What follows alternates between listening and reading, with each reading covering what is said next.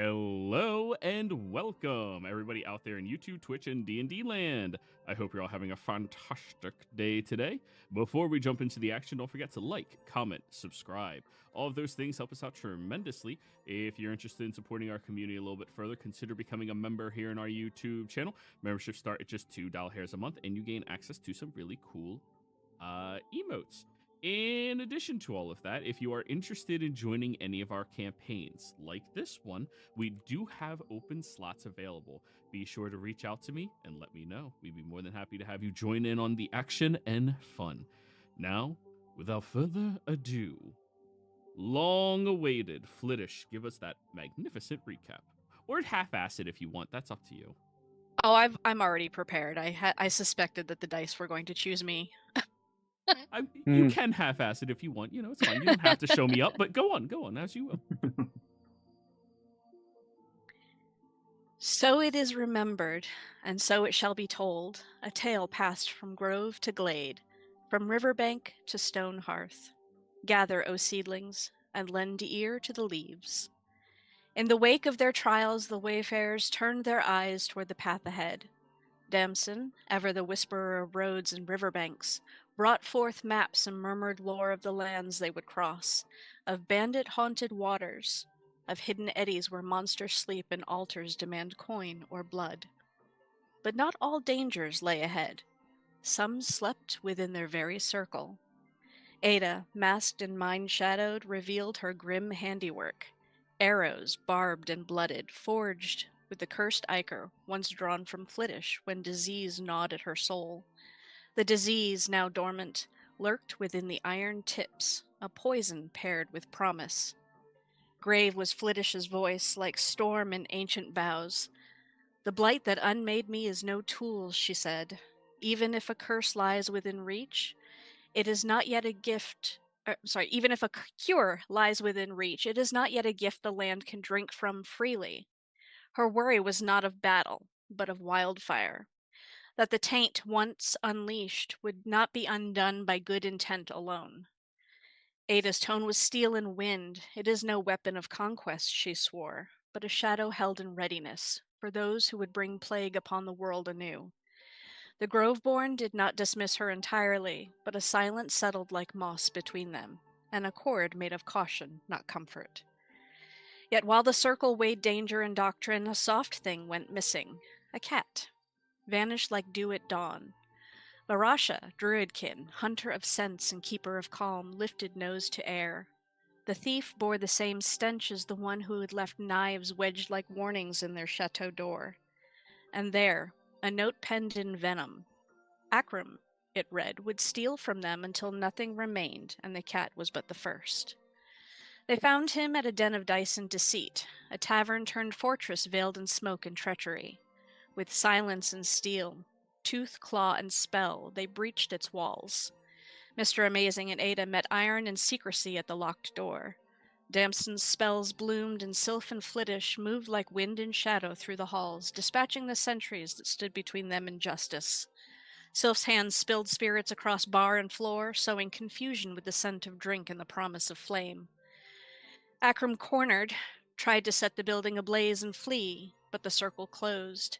His poison found Ada's blood, but before the darkness could claim her, Flittish wove balm and breath into her wounds, snatching her back from the jaws of death with magic born of root and sun.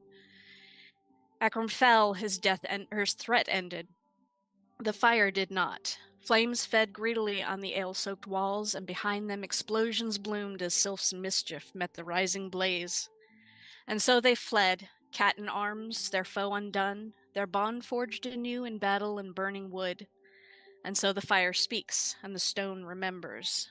In the shade of elder trees the tale is passed seed to seed, that all may know. Beware the arrow made from shadow. Beware the hand that steals the gentle first.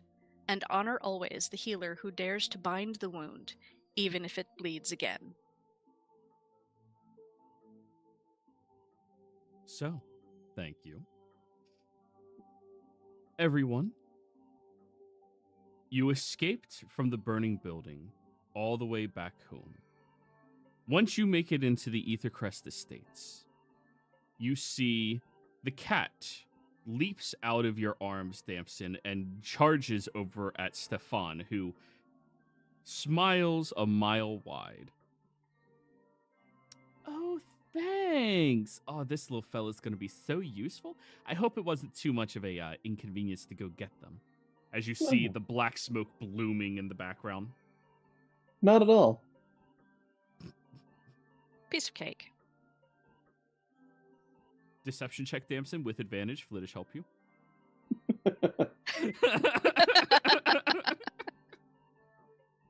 Oh. I don't know what's going on there. 1 second.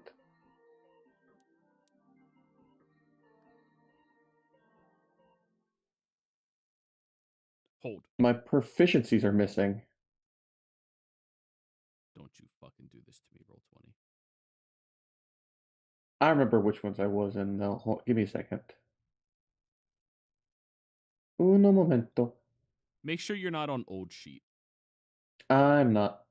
Also, I just tried opening up your sheet in the middle of the fucking game and it crashed on me. That's great.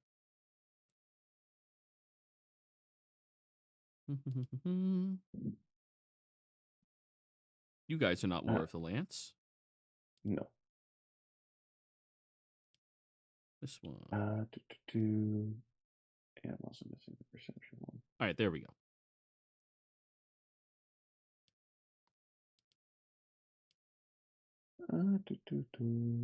What's that? Okay, now let's do it.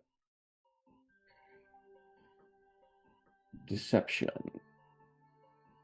Advantage. Okay. 27.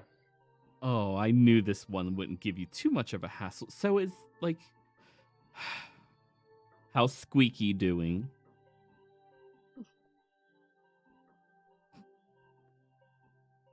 He's seeking treatment for his squeaky voice. Good, good. That's really annoying. All right. Well, this is wonderful. I guess. I mean, are you guys tired? You look a little tired. We could stay, or we can meet up with the caravan on the road and, well, have an easy cruising until we get down south. I'm fine with going and being up with him on the road. Everyone else? Oh, that sounds good to me. Sure. That's Awesome. good for me. Great. Well, I'll make sure we get your wagons. Sorry, I was being presumptuous. Would you like to take your wagon or mine? You should take ours. Well, I'm sort of thinking like if our wagon has become sort of noticeable, perhaps it would be best to use another one.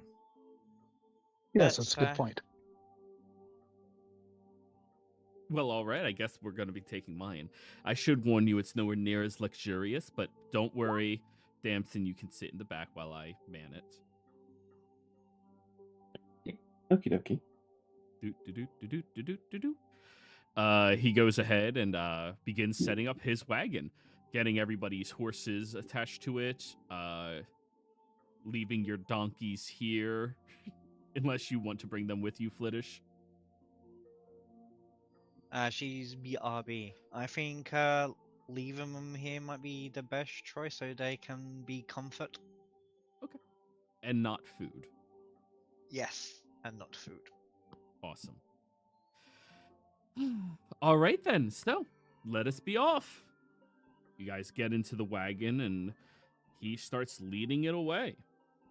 It's a bit more cramped than your guys' wagon. The cushion seats in here are made with pillows instead of being made to be affixed to the actual benches that you are sitting on.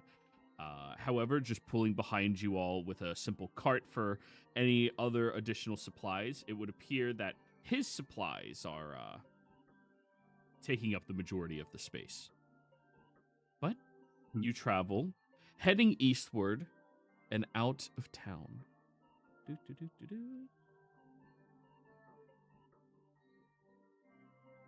We can delete these fuckers. They're gone now.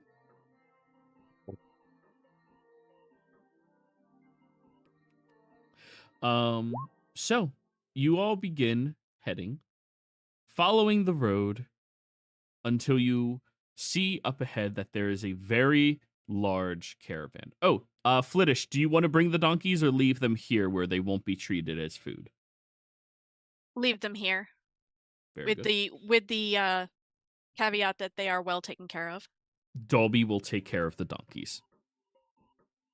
We all trust. Do we trust Dolby, everyone? Yeah. Okay. Yeah. So, you all travel for the better part of a few hours. As you are journeying out, you see up ahead that there's this magnificently large caravan.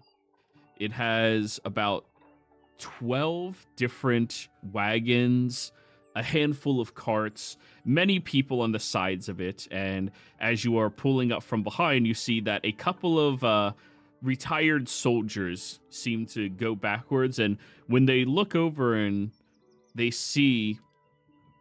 I always forget his fucking name. Stefan. Thank you, Stefan. They immediately just give a respectful nod and go, "Hi! Hey, we're catching up." One of them looks over. "Stefan, I thought you weren't going to be joining us until tomorrow at the earliest." They made some really good work all of a sudden. It was fantastic. Oh, good. All right. Pleasure. All of you are going to be joining us? Yes. Yes. Good. Well, my name is Donick Twill.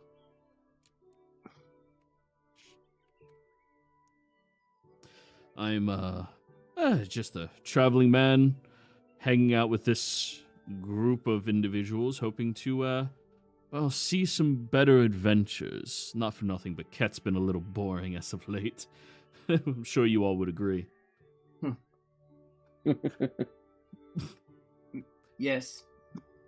Everywhere we go, nothing to do. It's whatever. Anyways, pleasure to meet all of you. You all are? Damson.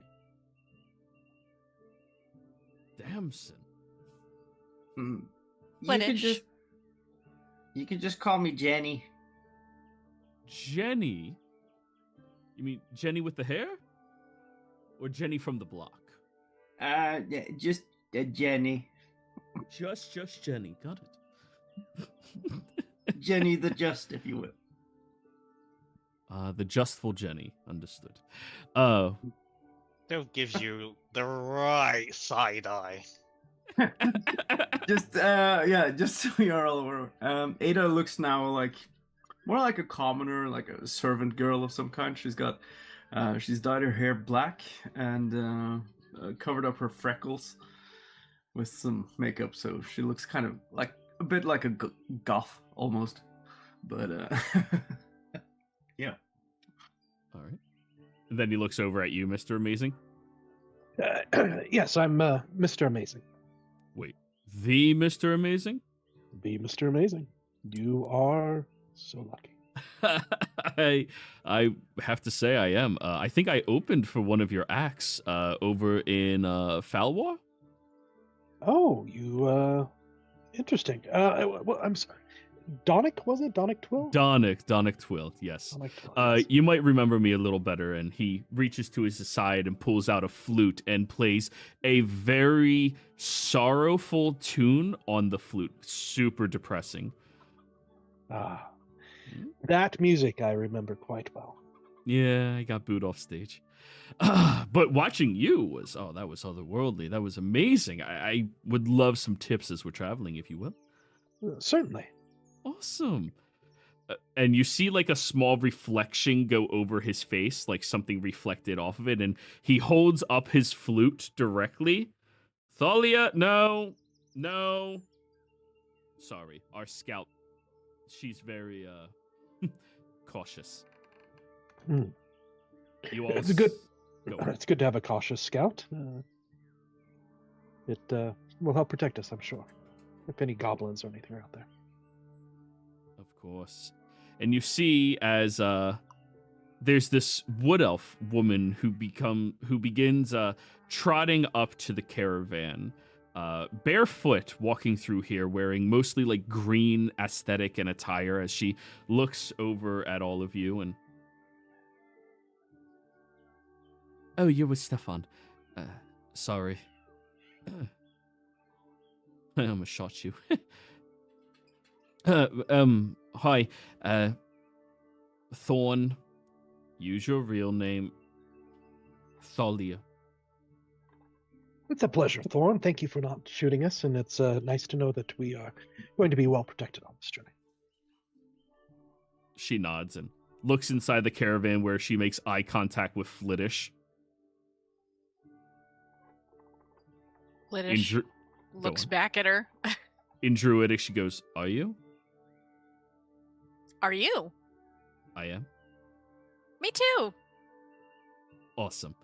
And she immediately seems much more cheerful, as it's the second druid you guys have ever met.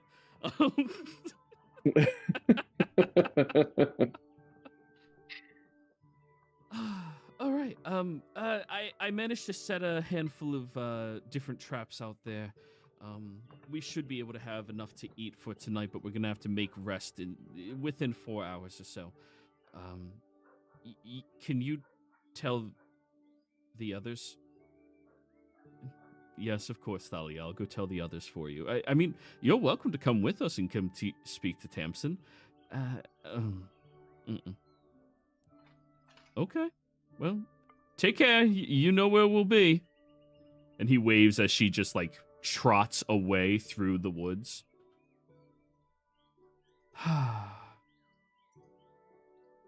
She seems shy. She lived 25 years living amongst deer and elk. She doesn't really deal with people very much. To be fair, some people can just be assholes. Yeah. A lot of people are assholes. But hey, apparently she likes sticking around with me. One day I saw her out in the woods and I offered her a bear trap for some food, and ever since then we've been friends, I think. Is that customary for druids? He looks over at you, Flittish. Sometimes.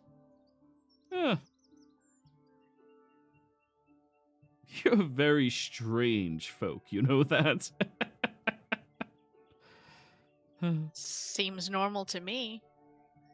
I think it's others who are strange. Yourself, for example.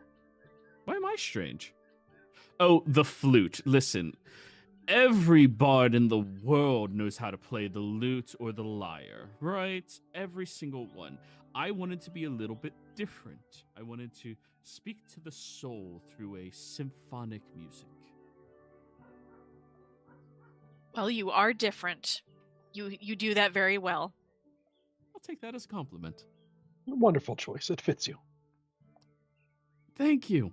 Oh, but I do have to go speak to Tamsin. Do you all wish to join me up there?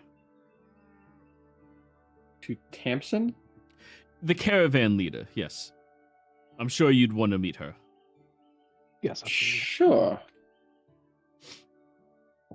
All right. Well, follow me, and he'll dismount the horse and tie it to the back of one of the other wagons and begins trotting up towards the front of the caravan. Who else joining him? I'll go up. I'll go up. Yeah. Okay.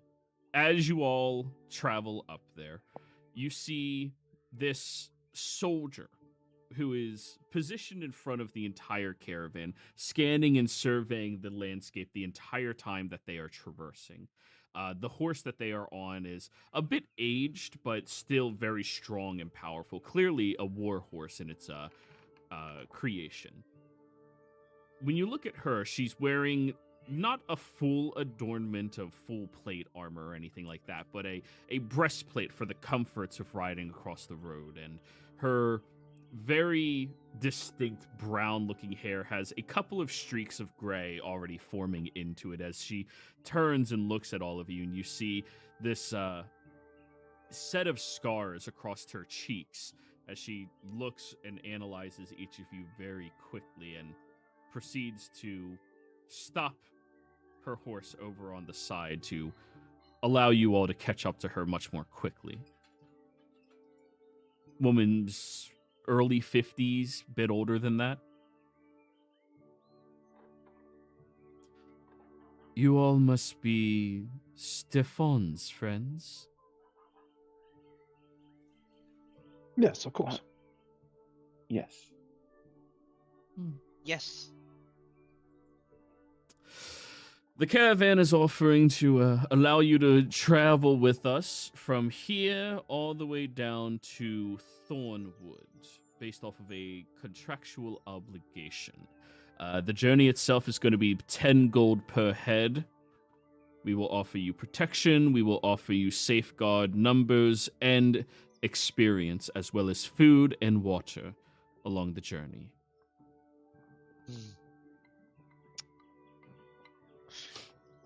Okay. Sounds reasonable. By experience, you mean we will be put to work? They're missing. No, you won't be put to work. We have people with the experience.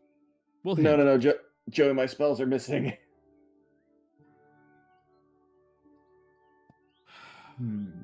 I'm working on fixing it. And you are in the right game? That's weird. Yeah, you are. Are you on old sheet or new sheet? New sheet. Check the old sheet, see if it's still there. Old sheet ones are still there. I'm pulling ones over. Thankfully, I remember what I have. Yeah, it should only be like level up stuff. All right, that's... I don't know what happened. I blame Roll20. During break, everybody export your character sheets just to be safe in case anything else weird happens, okay? Yep. So yeah, she'll sit there and wait for you all to pay her. Yeah, Sylph will hop on over, take out 20 and hand it to them. 30, my bad. 30, And I so you're will- paying for... Fliddish and Damps. This should cover myself and Jenny. Jenny helps quite a bit. And I will give her 20 gold. Thanks, boss. Hey, boss. Thank you very much. Barrel! And you hear like this almost like crashing sound in the back of the very first tent as you see a half-orc pop their head out looking at all of you. Big red beard attached to their chin that just straps all the way across as the chin hair is clearly pressed on one side as they were sleeping. Yeah, boss, I was just eating. Ugh. Barrel, here's the coin. Make sure it's dispersed over to the herbalist. And the acolyte gets their 5% as well. And she hands over a sack over to him. All right, we'll do. Oh, new people. Hi, I'm Barrel. Hi there. Nice to meet you. Don't worry if anything's looking a little scary to you. You just let me know. I'll be more than happy to go take care of it. All right? Appreciate it. Yes. All right. And he rummages around, very non-graceful as an individual, and he jumps out of the back where you see that he has very unique leather spottings of armor across his person with large horns sticking out from the shoulder pad, the forearm pad, and then one large strap with horns attached to it right over top of the weak spot of his liver. Ada, his armor is actually perfectly placed to avoid like 4 out of the 16 most common places to try to kill and assassinate somebody. The only reason you know 16 is because you're an expert. But the average person knows those 4. All right, noted.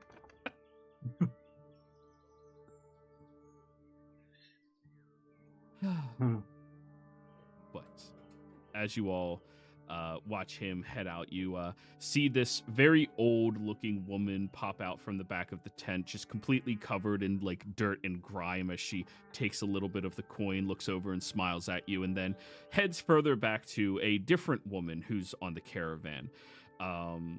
She is much more young than everybody else here.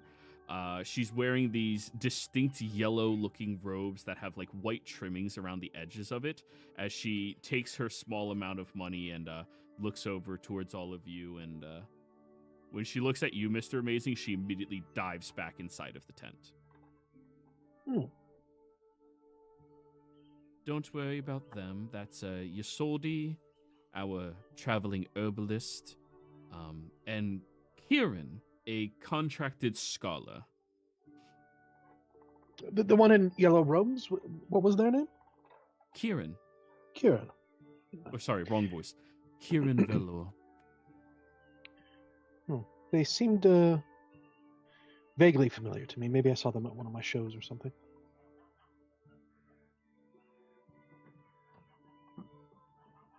Perhaps. Though, I should let you all be aware of the same points that I make everyone aware of. In this caravan, you all listen to me. I'm the leader.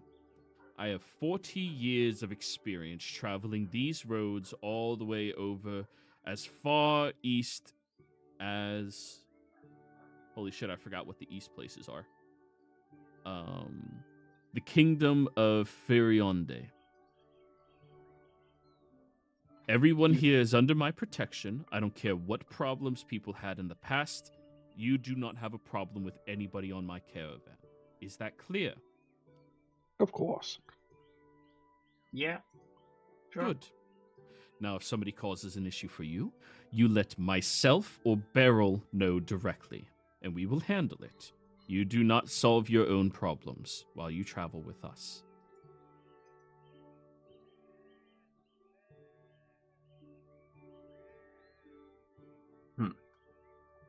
Like, no problems?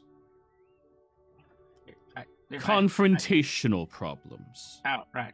Yeah, so we can still work on our own routine, Jenny, and stuff like that. So if we run into issues, with our performance or whatever. But in general, I think if we're going to be, Right. Well, then welcome to the caravan. You can take up position in the rear until we make camp tonight, and then after we have a little bit of storying and feeding that we all take place with, then we can reorganize the caravan based upon your needs. Which of you is your party leader? She looks over at Mr. Amazing as you've been just pushed up. And then she looks over, hoping it's somebody else.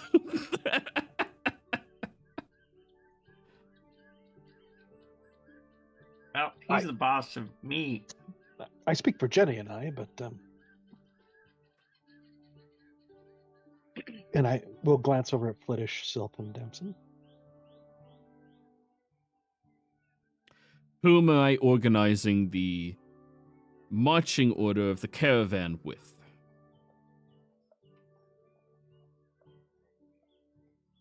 That would be me. Sorry, I was lost in thought.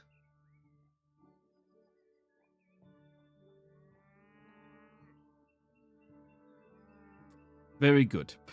Well then, during the show and retailing, you'll be joining me and discussing what your party needs.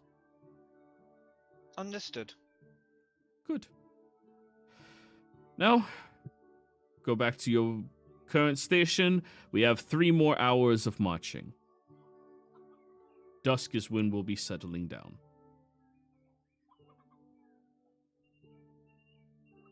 They bow their head. Come along, gang. Let's get in our positions. All right. Stefan? Oh, Stefan stayed all the way back. He already paid for this stuff. Okay. All right. But you guys have a moment to do your own preparation. I'm going to be keeping my eye out for Kira. What's the name? Kieran Kieran. Veller. I'm going to keep, just during this journey, especially in the beginning, I'm going to keep my eye out for them specifically. Just where they're at, if they're observing us, any type of thing. Alrighty. Roll me a perception check. Certainly.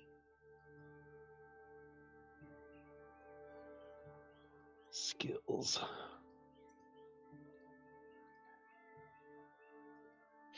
And I'll go ahead and use a luck.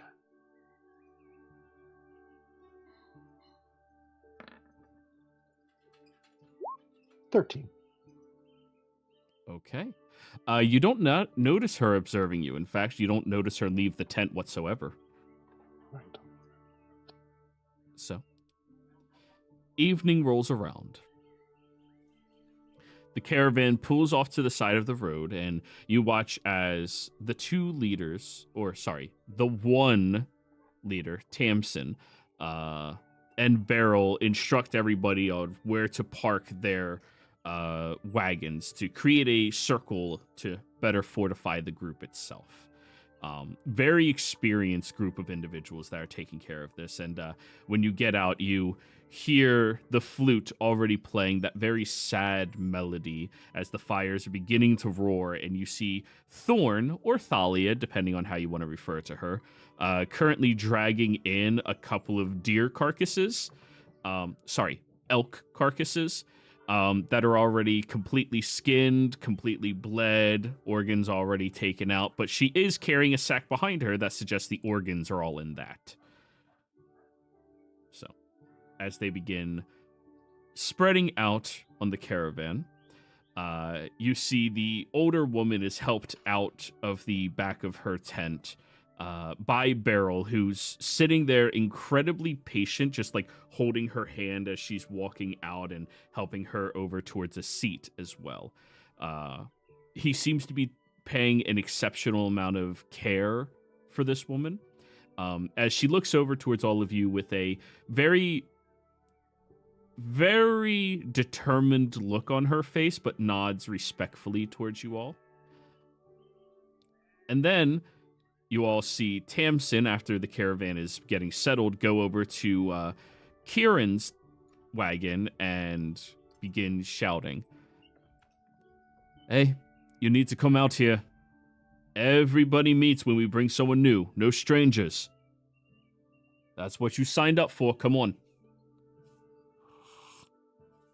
You notice Kieran step back out of the tent, and all of you with a passive of 14 or higher. Oh, sorry. God, that doesn't make sense because Mr. Amazing was the one who noticed the most. She changed her robe. She's no longer wearing yellow with white trimming. Instead, she's wearing simple, plain traveling attire. The yellow robes, do those trigger any thoughts or memories of... You can roll a history check. Mm-hmm.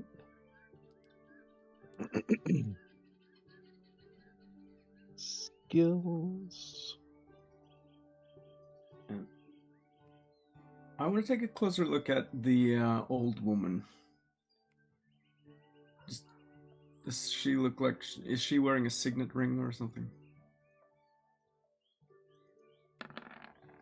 Roll me a perception check. All right.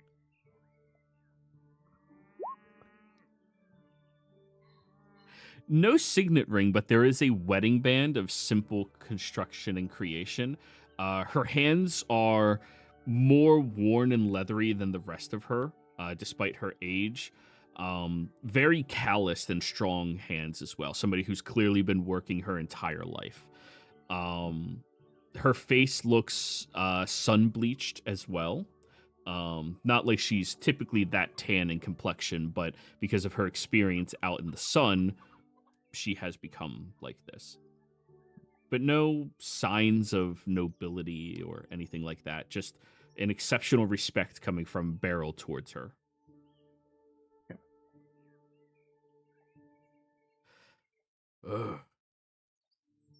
So, where are you guys heading? Beryl just smiles, beaming, looking over at you all. We're heading with Stefan. Gonna take a little... Oh, are you sailors? Oh, that's I've- awesome. Enjoyed many a time on the waters with Stefan. Oh, that's so cool. Oh, I always wish I could be a sailor, but I don't really got the stomach for it, you know? Being on the boat when it's moving is great, but when it stops moving, it's horrible. Yes. You know? It's always difficult to get the land legs back, for sure. Yeah. And for you,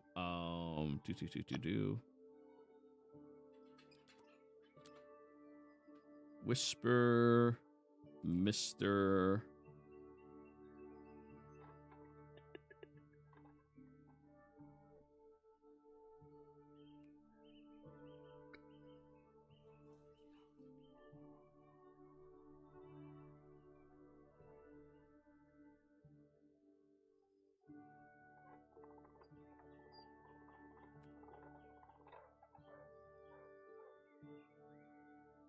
All right. There you go. That's what your history check Thank you. discerns. The old woman speaks up finally. We didn't make a proper introduction. Ysolde is my name. This is Elder Ysolde. Ysolde is just fine. Ysolde. I'll be your traveling healer and herbalist. Make sure you don't eat any flowers with white spots. Ada, you being an anybody with herbalism would know that joke immediately. White spotted flowers in this region are very toxic and poisonous. Okay. Noted. Are there any, like, berries or stuff that we should eat if we see them?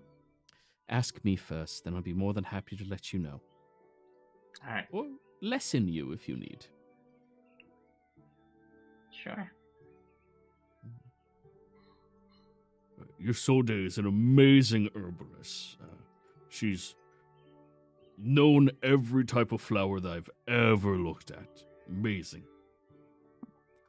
Dear boy, you don't need to boast at all. It's fine. Alright, Nan. So do you have, like, what's it called? Like, when you have those books where you have, like, dried up flowers in the middle and you dry them between the paper and that kind of thing? I used to back when I was studying, but I learned everything by now. So, So you stopped collecting. So you don't, like, have a recipe book or something even? Oh, I have those. Just nothing that has any of the flowers distinctly pressed into them. Oh. Yeah. Are you interested in learning, girl? Sure. What was your name? Just Jenny. Just Jenny. Well, nobody's just anything, but Jenny, you can join me. I'd be more than happy to teach you a little bit. Tonight, we're actually going to be using some of the more natural herbs and roots around here to make our food taste better. All right. I'm not much of a cook, though. Oh, don't worry about that. See, everything in nature has exactly what you need. And she looks and nods over at Thorn, who smiles. And she's the first time she smiled outside of, like, Flittish. And, yeah, you look over at Thorn, who's very quiet, very, in herself, but she's chopping the ever-living shit out of that elk, getting ready to roast and cook it. Black-haired Jenny and Palm Pam.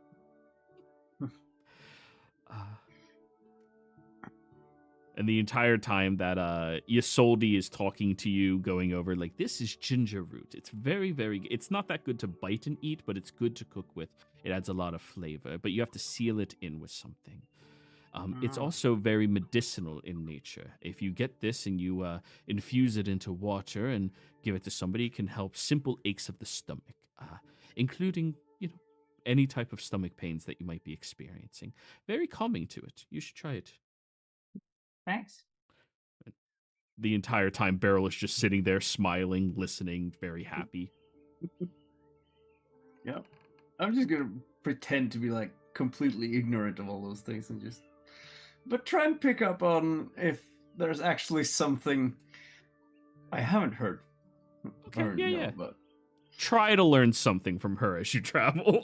yeah, just if she'll let me look at her recipe book. Oh yeah, 100%. Sheet almost fixed. Awesome. While that is going on though, you can see Kieran is just sitting by the fire patiently, using the light of it to be able to peer at what she is writing in her book.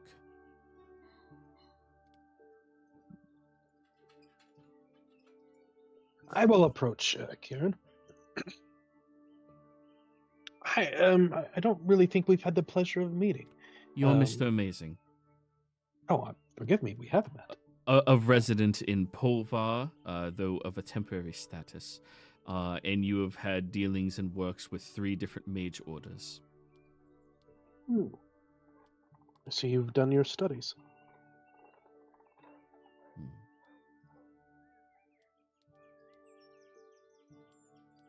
You know about me. Where are you from?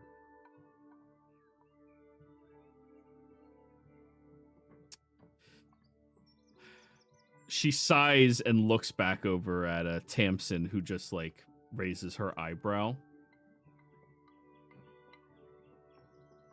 I've learned in Valuna, but I was originally from Narond as a young girl.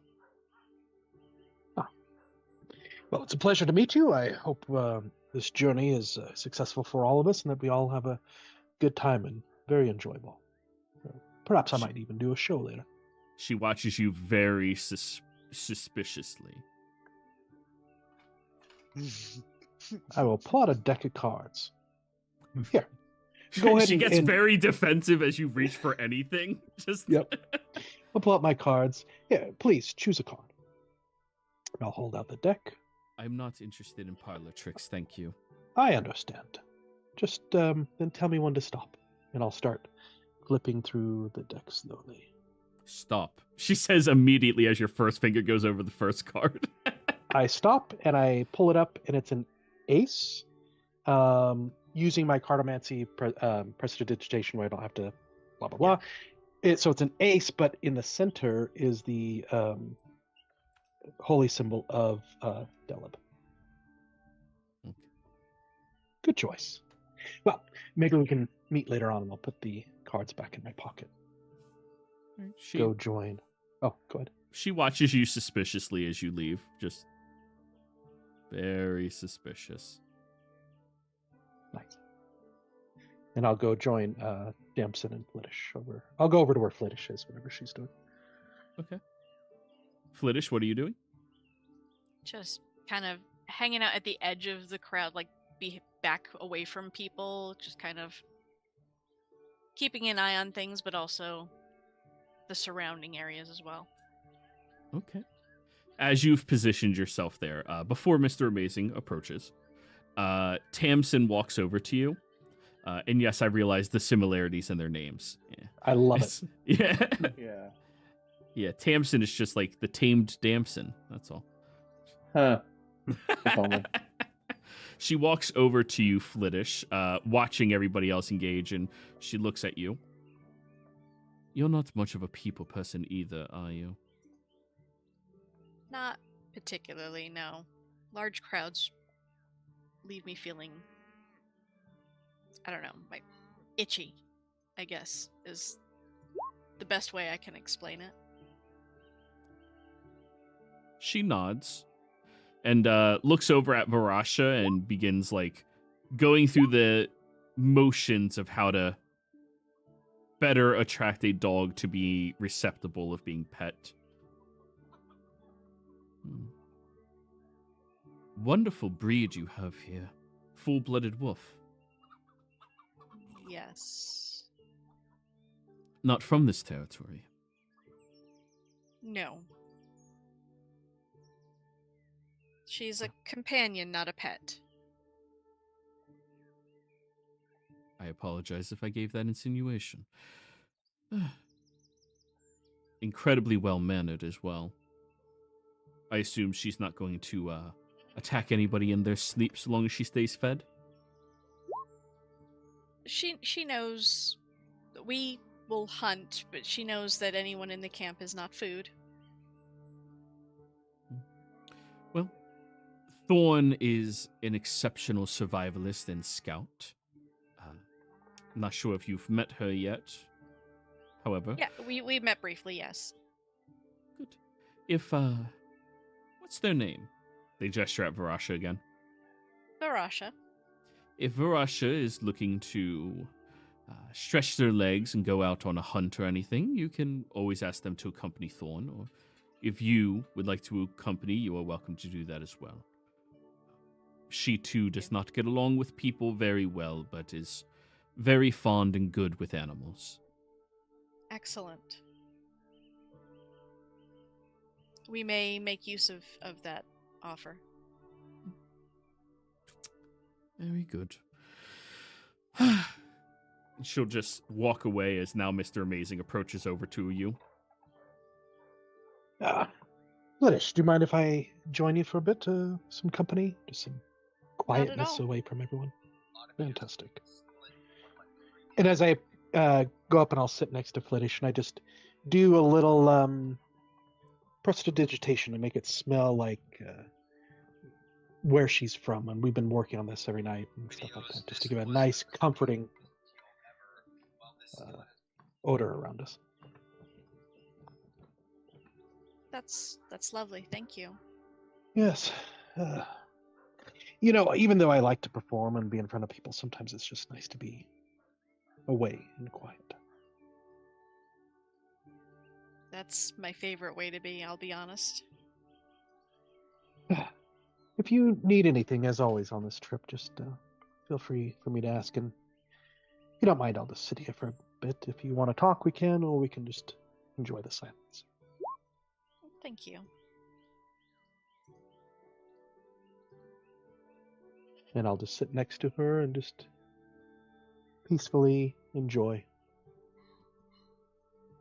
Now, while that is happening, we do have the entertainer's flute stopping, and he looks up. Alrighty, everyone, it looks like we have a brand new set of people joining us on the adventure down south. Not that I'm expecting too much adventure.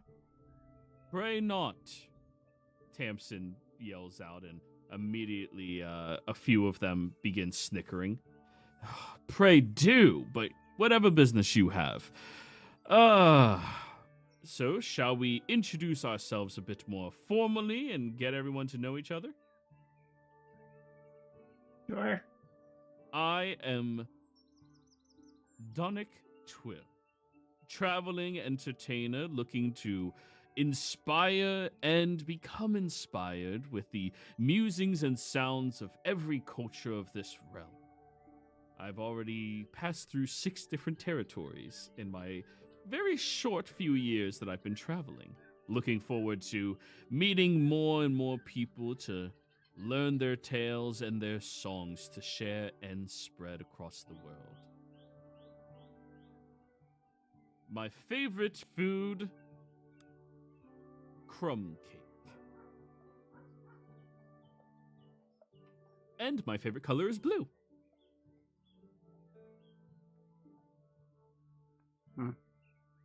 Tamsin steps forward.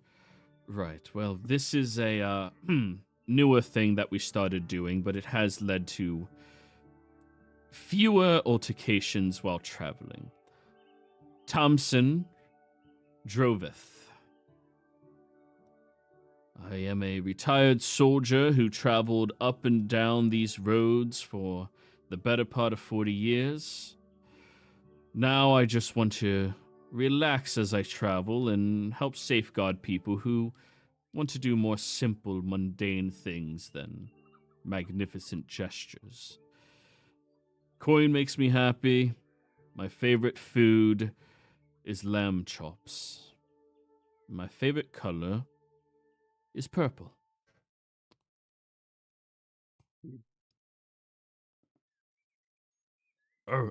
I'm Beryl. Hi, everyone. Elder Yasode, she's my nan. I've been protecting her for the better part of how, 24 years now. Sweet lady, very smart. Don't go near her. But yeah, I like hanging out and meeting people, and I'm happy to finally be getting out of the bramble woods. Sure, most of you could tell, being half orc, they don't like me very much around there. Not a lot of places I could stay and such, but Nan has always been very good to me. Make sure I always got a roof over my head, no matter what goes on. So I'll make sure that she's gonna be good, and all of you gonna be good and safe too. All right. My favorite food. They have this weird thing called Plains Cow, right? And you can buy an entire rack of the grilled ribs slathered in sauce.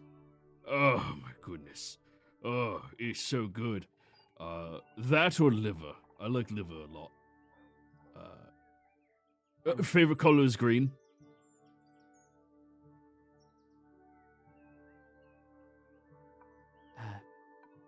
Hello. The old woman begins trying to stand, and he immediately runs over to like help her stand back up.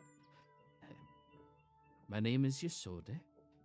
I lived here for 55 years, spending only a short 10 years outside of the territory. I've been a naturalist and herbalist my entire life.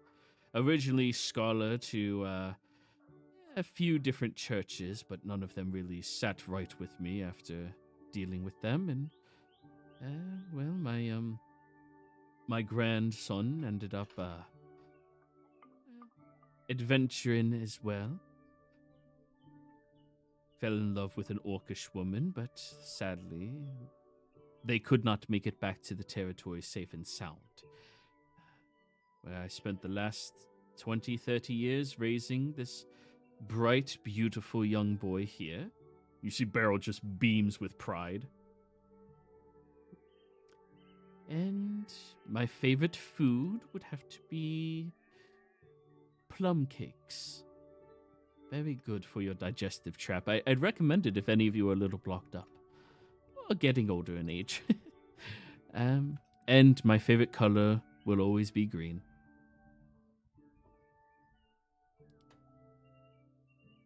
What? You want us to say? Yes. Well, I'm Jenny. Jenny Yonderwoods.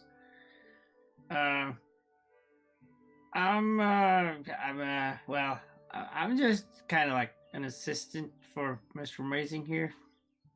I don't have a favorite color, but my favorite smell is petrichor.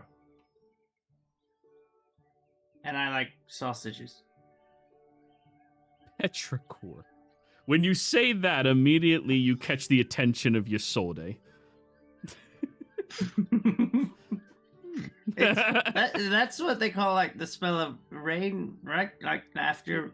It is, yes. Yeah, I learned that word. It's one of the more difficult words.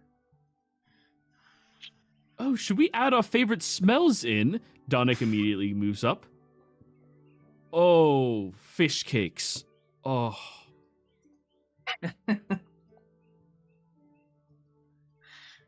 Pussy. No. God damn it. I was trying to remember what that was from. Yeah. Oh yeah, Critical Role Campaign 3. It's their favorite rains.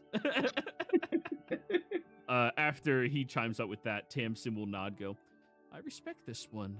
Freshly tanned leather. Very good. Beryl looks up and beams. Oh, what sunflowers? Sunflowers are quite nice. Patchoulis.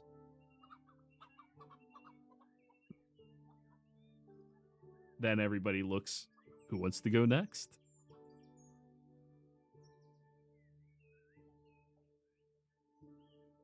All right, I'll decide, Mr. Amazing. You're next. All right, I was trying to let other people go, but yeah. Yes, I'm Mr. Amazing. Many of you have heard of me, and those of that who have not, you'll remember me after this trip. I Might do a few small entertaining shows along the way. Well, it's to be determined. My favorite color is gold, and my favorite food.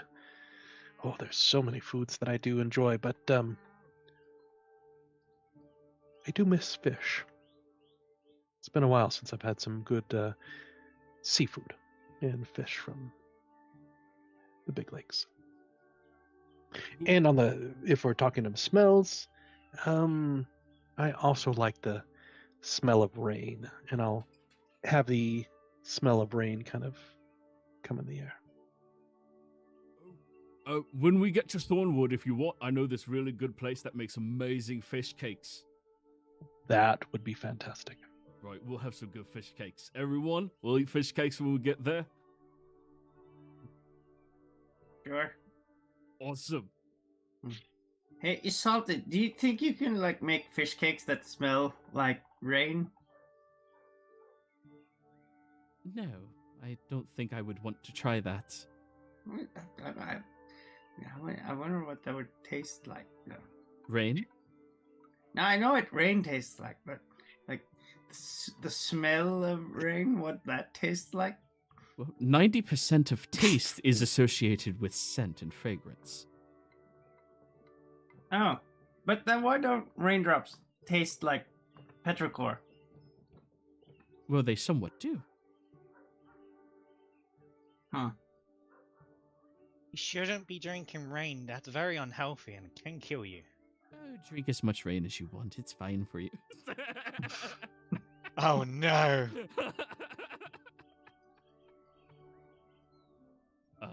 After they go, then you see Thalia steps forward, very like annoyed at this process, and my name's Thorn. I belong to the Cowl Rivers. Live What's there. that? The Cowl Rivers. Oh, sorry. Yes. Lived there most of my life.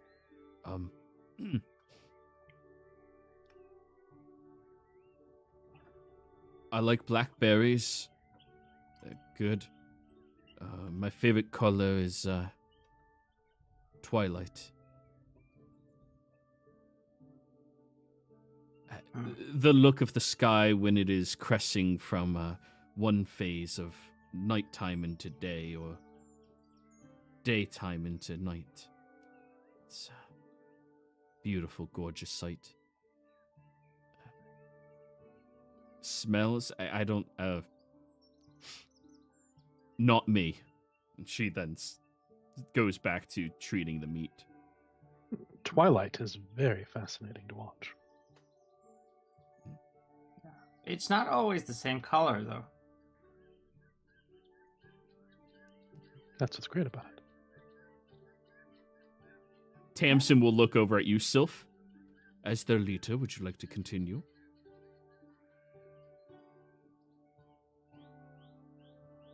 The problem is, the more you know of me, the more you would want of me.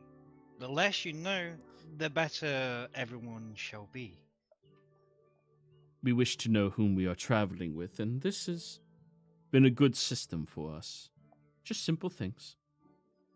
Okay, don't say I didn't warn you. Well, my name given at the moment is Sylph. I come from the Fey Wilds, where I lived up and grew a few millennia or so. I came here, died, come back alive, found who I am, trying to find who I am. Found my companion over here, Damson first, then Fliddish next. After favorite smells, let me think. Entropy is great. Then favorite colors, Galactic Odyssey. Fantastic, Dad. Wait, did you say ent pea? Is that like sap? In tree pea. So the smell of peeing on a tree? Oh. No. Entropy is the smell of the inventory of death in itself. You like the smell of death? That smells usually like shit. No. And pee. What comes after Oh, that's the death. pee part of it. Okay, makes sense. Yeah, that's the shit. Your Solday just like pats him on the shoulder. Well, at the moment I am a Harrigan. Any other things you need to know? No, I think you did everything, right? Yeah, I think you did everything. Okay. Thank you. What? No I have a problem. question. What do you want most in life? That is a great question. To watch all kingdoms burn. Immediately, everybody looks very concerned at you.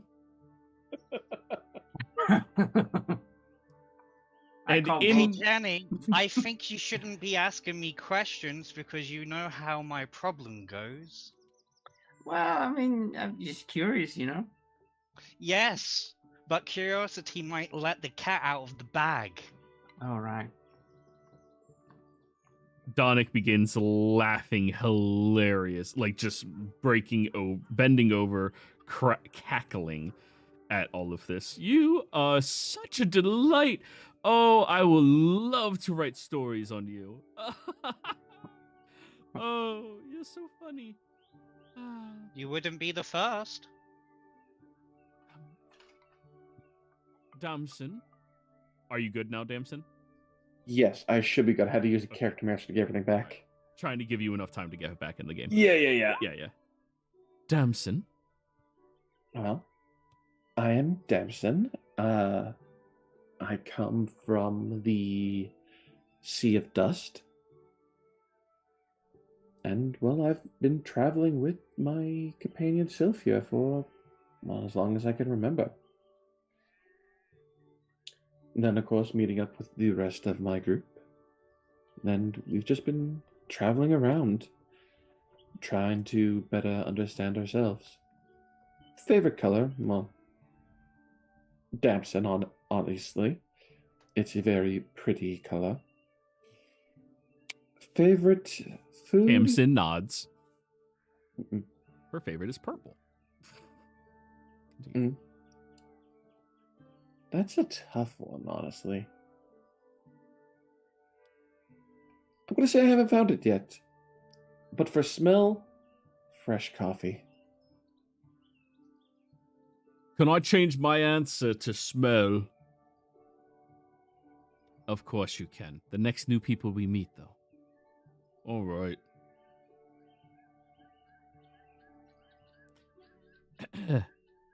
Tamsin stares over at Kieran, who just like shakes her head.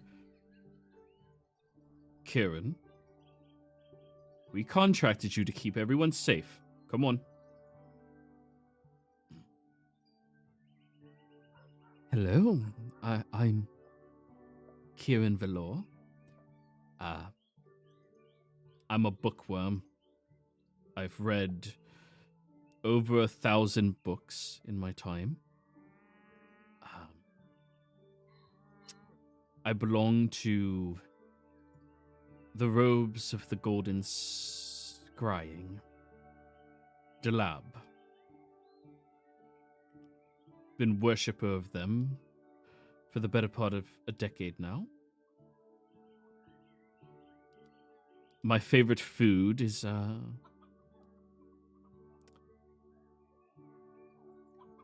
pork and beans. Little bit of toast. My favorite. Go on. I want to roll a history check on that. Golden robes of the scrying. Go for it. 21. Favorite color is yellow. And my favorite scent is freshly pressed parchment.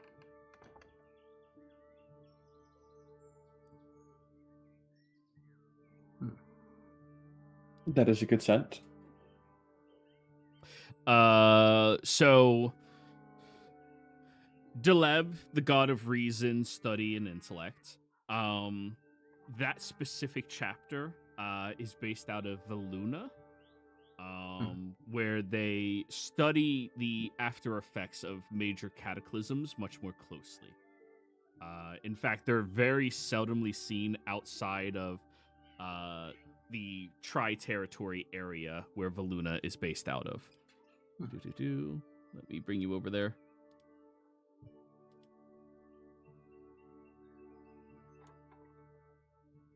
So, Veluna and Bizzle and Grand March. Okay. They're very rarely outside of those three territories because they stick to their own dealings mostly. They're not known as malicious individuals or like the blue robes over here. They're more, like they stick to themselves, do their research, try not to influence other people, and go about their business. More like an actual guild than like a reigning terror of power.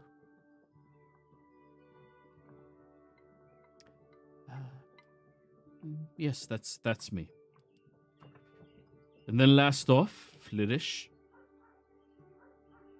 Flittish looks to be in pain. I'm Flittish. I'm a druid from the southern part of the Felry Forest, the Eldine Reaches.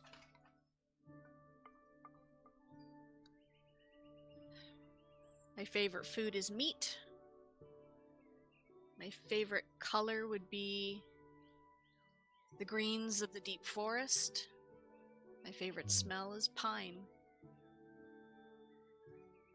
Pine? You mean like the big pokey trees? Yes.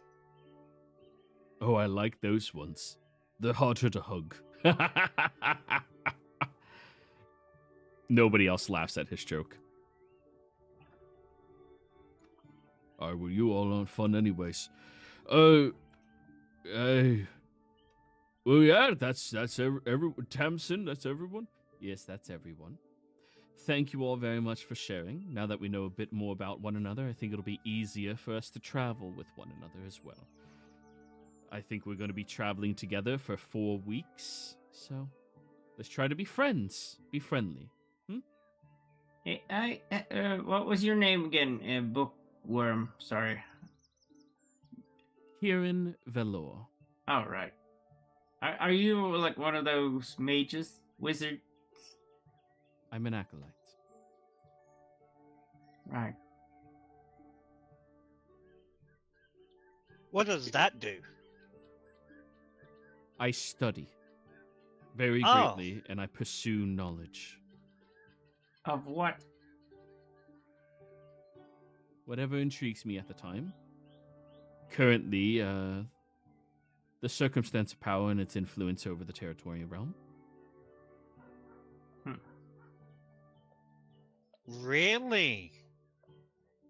Well, it's currently intriguing me, yes. I would love to listen. Oh, is it regaling time for her? Cool, she hasn't done that one yet.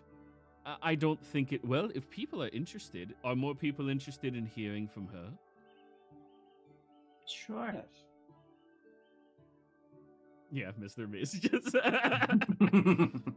I think Vayrasha and I need to go hunting. Yeah. Tamsin will nod, and now Kieran has to close their book, and since they're the one regaling, they have to start serving everybody their plates of food and elk. And she will talk to you all in mostly useless murmurs about all of this. And I think we can actually go ahead and go on break. And when we come back, I can describe the territories as you time jump 4 weeks. Everybody. Players, thank you all very much for playing. Or break time. Be right back.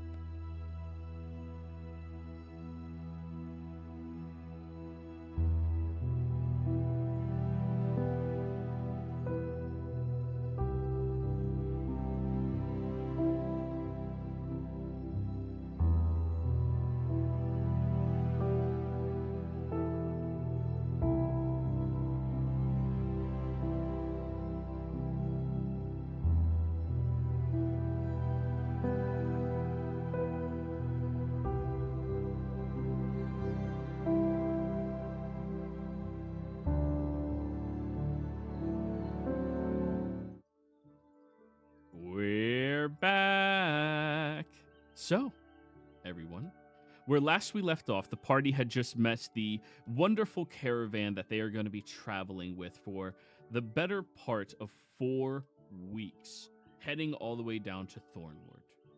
But of course, we have to jump through all of that.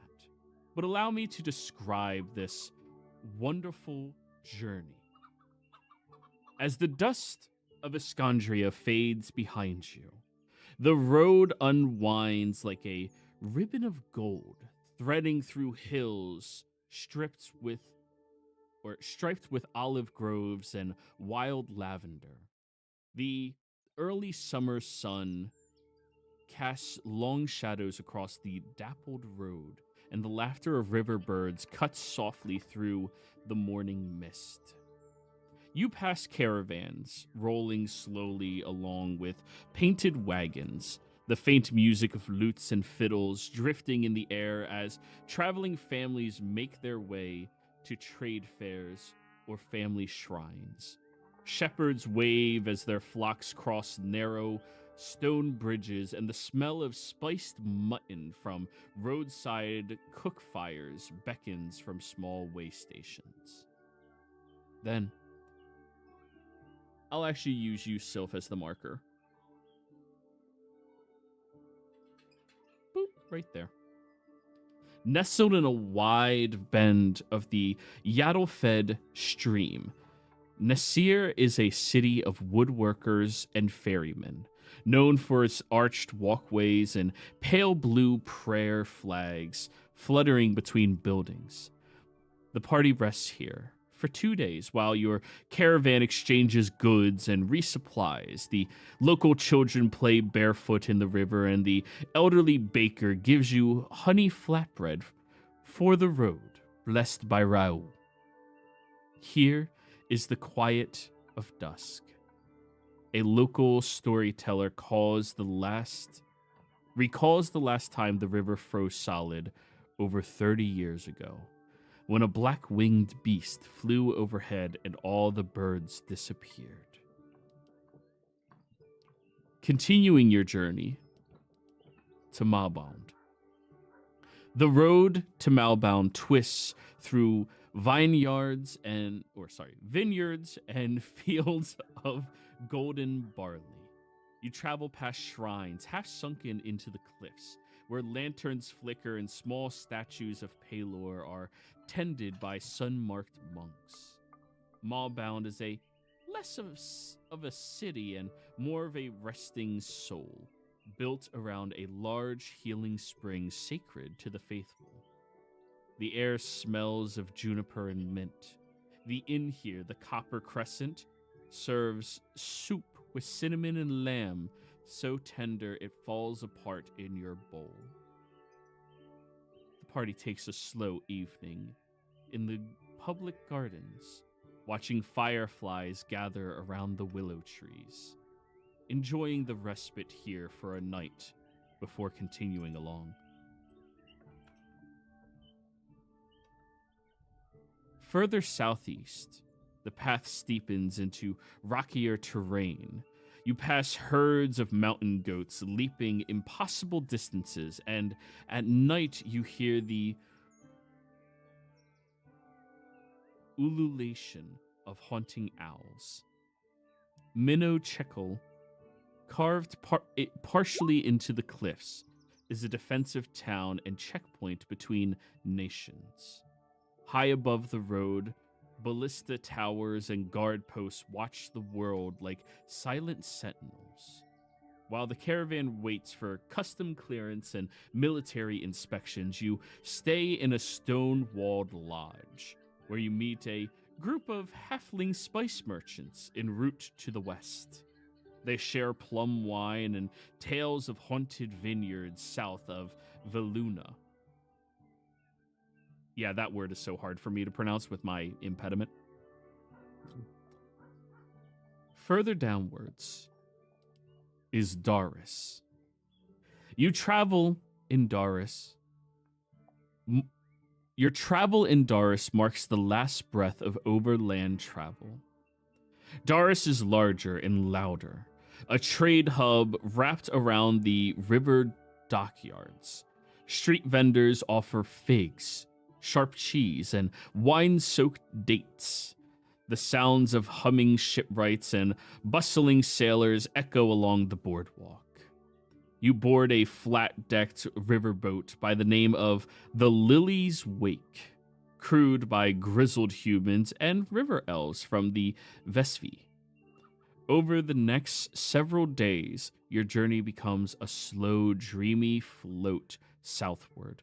The river bends through reed marshes and willow forests, passing crumbling ruins half swallowed by ivy. You see silver-scaled fish leap from the water under moonlight, and one afternoon a pod of river dolphins follows your boat, dancing in the wake. The captain, an older woman by the name of Eshme, sings ancient river songs that seem to echo off the cliffs themselves. You stop briefly at riverside hamlets, just long enough to load barrels of pickled vegetables, smoke-dried trout, and fresh firewood. In one village, a traveling priest of Istus tells your fortune with a rusted coin and a feather, if you're willing to pay them a gold, that is. They do warn you, however. Your thread twists near Thornward. Tread with care. Is anyone interested in paying him a gold? Sure. Yeah, sure. Why not? I wanna see how wrong they are.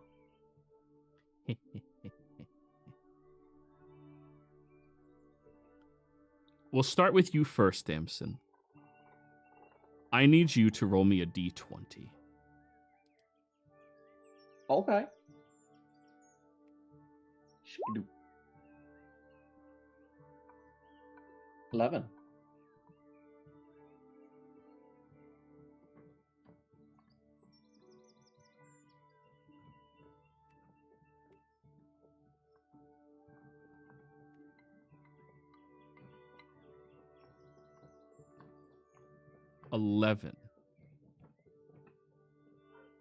They look at your palms for just a moment as they spread their hand across it and then flip it over to the backside, touching against the scales and peering at the cracks and grooves between each one of them. Very careful massaging of your hand. She looks at it and checks your nails. Towards the end of that, she smiles and looks at you. Your journey is filled with bright, dazzling lights from all communities you shall pass. Some, the lights will bear a dangerous red. Beware of it and the yellow. But for others, you will see a calming blue. Embrace that. Seek it. And you will find what it is that you are looking for along your path.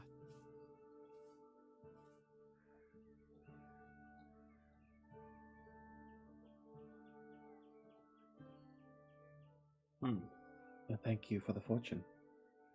Of course. So, is that like only for Damson then, or do we need to pay one each to get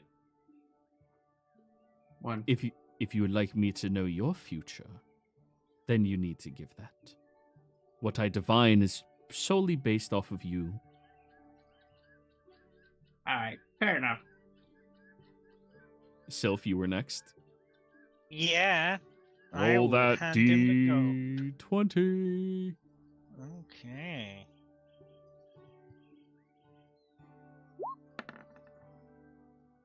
A 9. 9. You will find purpose in your journey. Devotion, decree, and pedigree.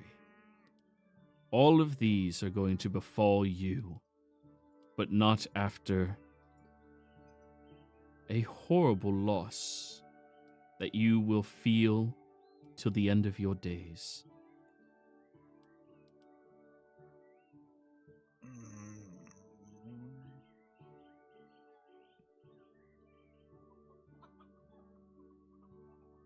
Damn you. They double the cost because they too have seen what is to come. I like your words, funny man. Here you go. Thank you for entertaining me. And hands him the Her. coins. Let me just clarify. Sorry, her. my bad. Yeah. My bad. She'll look at you, Jenny. Jenny, do you need some money? Yeah, no, I've got some coin here. Oh, that's good that your master will give you coin. Yeah, I get like an allowance of. Well, I don't need to go into the details of that right now. I was gonna say your allowance is to live, but that's just me. She will I take your give you a hand. wink. Yeah. D20.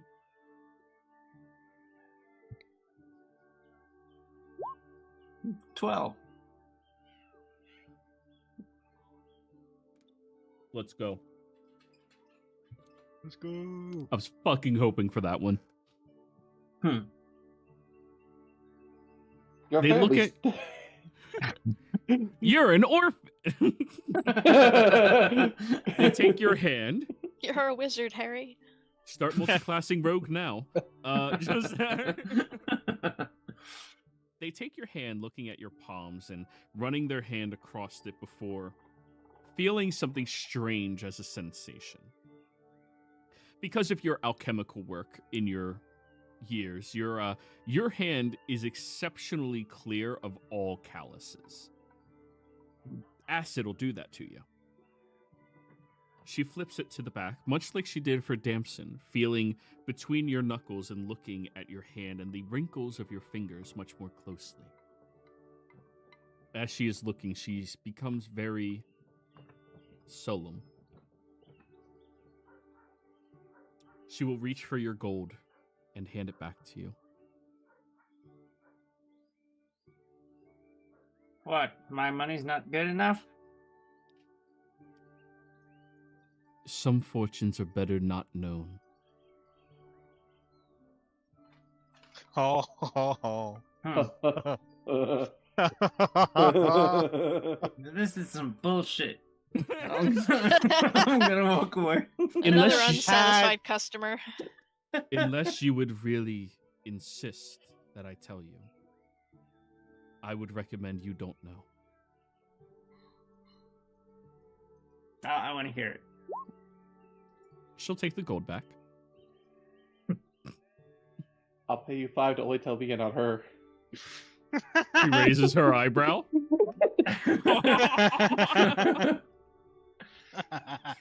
But I want to hear it, like, only for me. So you guys can walk away a little bit. Or just whisper it. Yes, everyone please give us 10 feet. 10 feet, please. Yeah, sure, why not? Yeah, sure. And she will They go lean 5 in feet. and whisper to you, but I am going to say this out loud. Nobody hears, unless they're trying to listen. All right, nobody said it, so nobody hears this except you. Okay. Your past is a burden that you feel not wholly currently, but you will soon.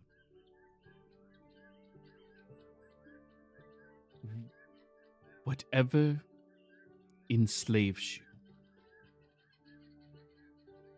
you will be free of, but at a great cost.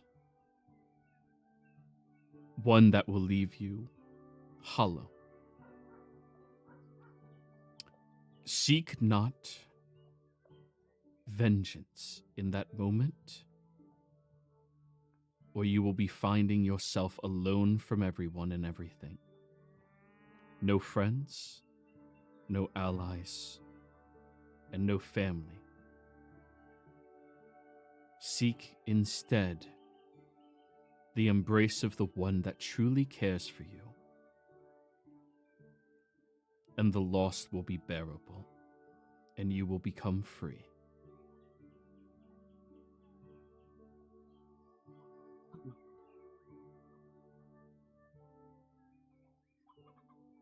All right. Thanks for the guess. Thanks for the guess. It's a Yeah. divination, but I understand the confusion. Anyone else? Oh, yeah. Pay a gold. Roll a d20. I will pay a gold Mm. and...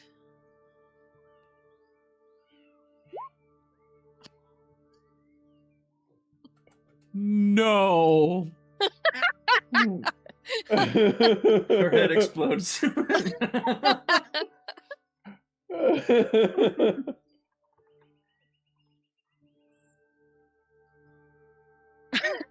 Broke Joey. Do you And want this me is to when stay we- honest?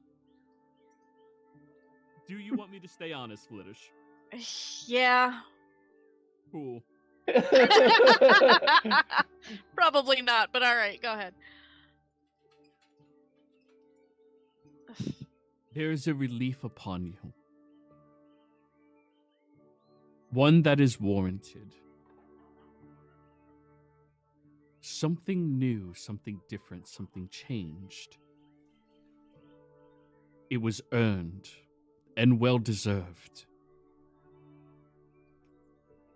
But it is not permanent. Whom you were will return.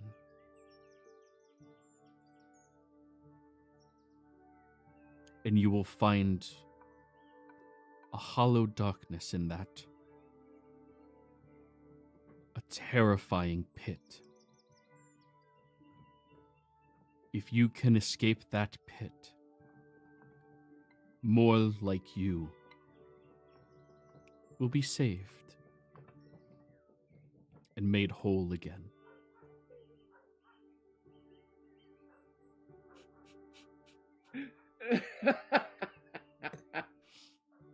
You rolled the 1.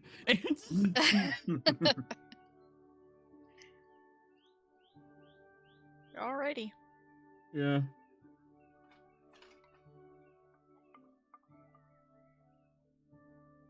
Go on, Mr. Amazing, get yours told. I'm good. No, you Do it. maybe you could do like a reading of her. Are you a Alright. diviner? To some degree, yes. I can maybe foresee something. Would you like me to do you? Only if I may do you. Get a room, you two. Gee. This is.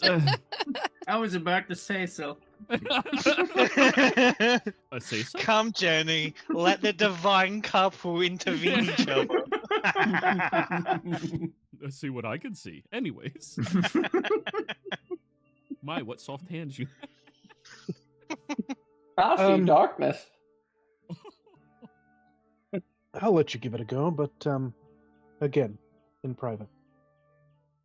Everyone Yeah, sure. disperses everybody again. One goal. Actually, if you're going to give her a fortune tell, she'll exempt the price. All right. Roll that d20. Impersonating me, all that I say. 6. Nice.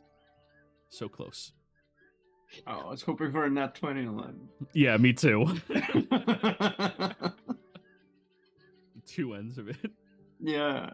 Glittish, you're fucked, Mr. Amazing. You're great. Nah. Mm. Yep, I should have. Can I use my? Do I want to? Can I use my human to reroll it? Does that work or no? If you would like to, sure. I'll let you expel your resources right now. Let me just see. I doubt I'll get a 20, but You guys have so much trust in me this session, I think. oh, and that one as well. Man, this is a good session. Everyone around me are just dropping like flies. She looks at your palm.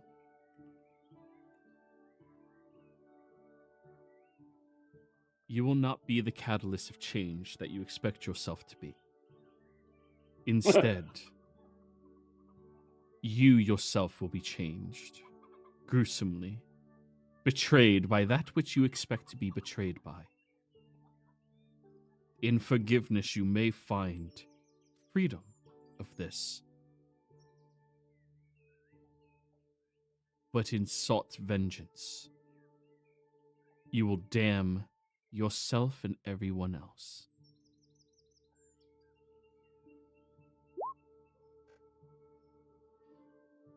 Understood. I step out, say sorry, Sylph, and cast. No, I'm kidding. I will now do divination. Where's my spells?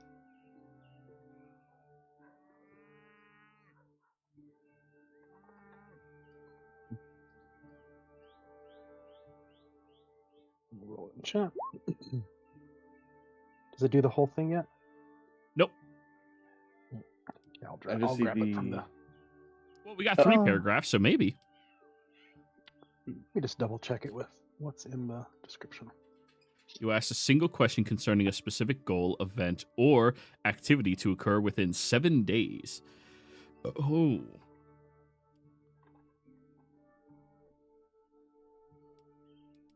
Yep. What? I got. Whoa. Okay. Yeah, I'll let you do Go. it if you got it. No, you tell me. What's your question? So, I know yours is far-ranging, but let's see what happens to you in the next 7 days.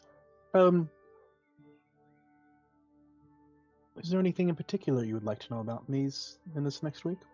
A goal, an event, or an activity? I plan to travel to Stivang.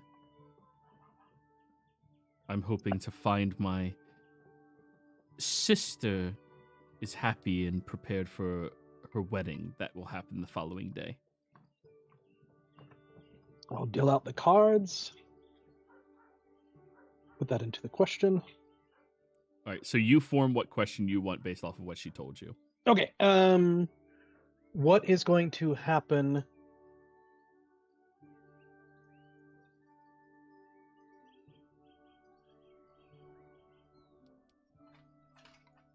when she finds her sister the day before the wedding? I'll whisper to you so you can describe it as you see fit.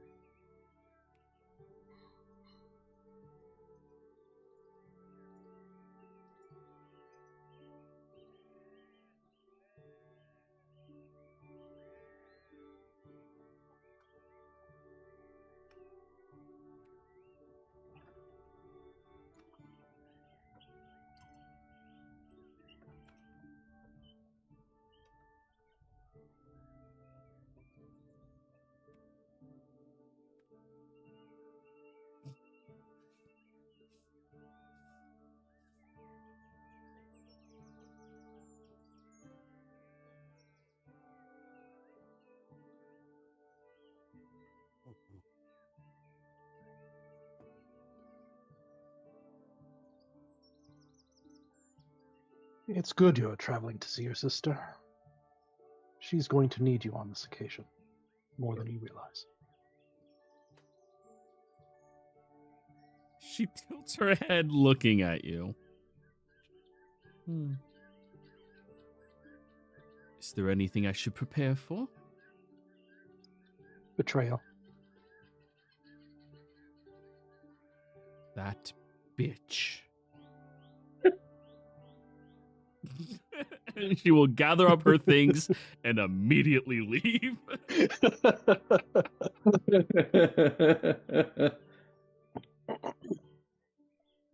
Well, that was interesting.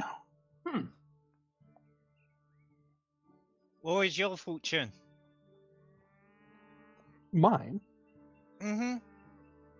Because, you know, both you and Jenny asked, us to walk away because you two are like super secretive for some reason, even though we should be a group. But Well, I know, but a magician doesn't always pull all of their tricks. you're No, not it was a very good. It was a very good. Sorry, I don't know fortune. where that came from. Mr. Amazing. It was a very good fortune. Like we all know, I'm going to cause great change in the world for the better. Okay. I wasn't being secretive. It was just seemed like something personal, you know? Yes, I mean you never. And you said that she already left, right? Yeah. Yes, of course. I mean, I would hate for example, the divination that I did for the woman that was here. She's not going to have a very good time when she arrives there, and I'm sure she would not want any of this aired. So sometimes it's best in person. What's the worst that could happen? Exactly. Roll. And roll. Yeah. And roll. You did say it. I meant to. Oh, 2. Not the worst. I mean, look, it's one better than your fortune, okay? It's twice as good, actually. Think about this. 100% improvement. Nice.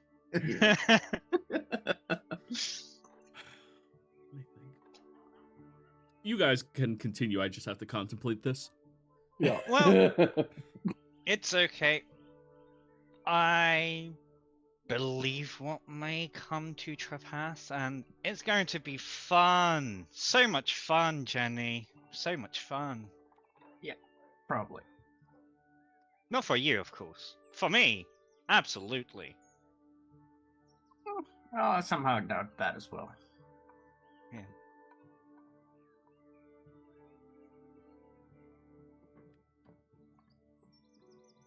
They beat gotta- your nose. I got a random question for you guys. Go on. Would you sacrifice a village to save millions? Yeah. No.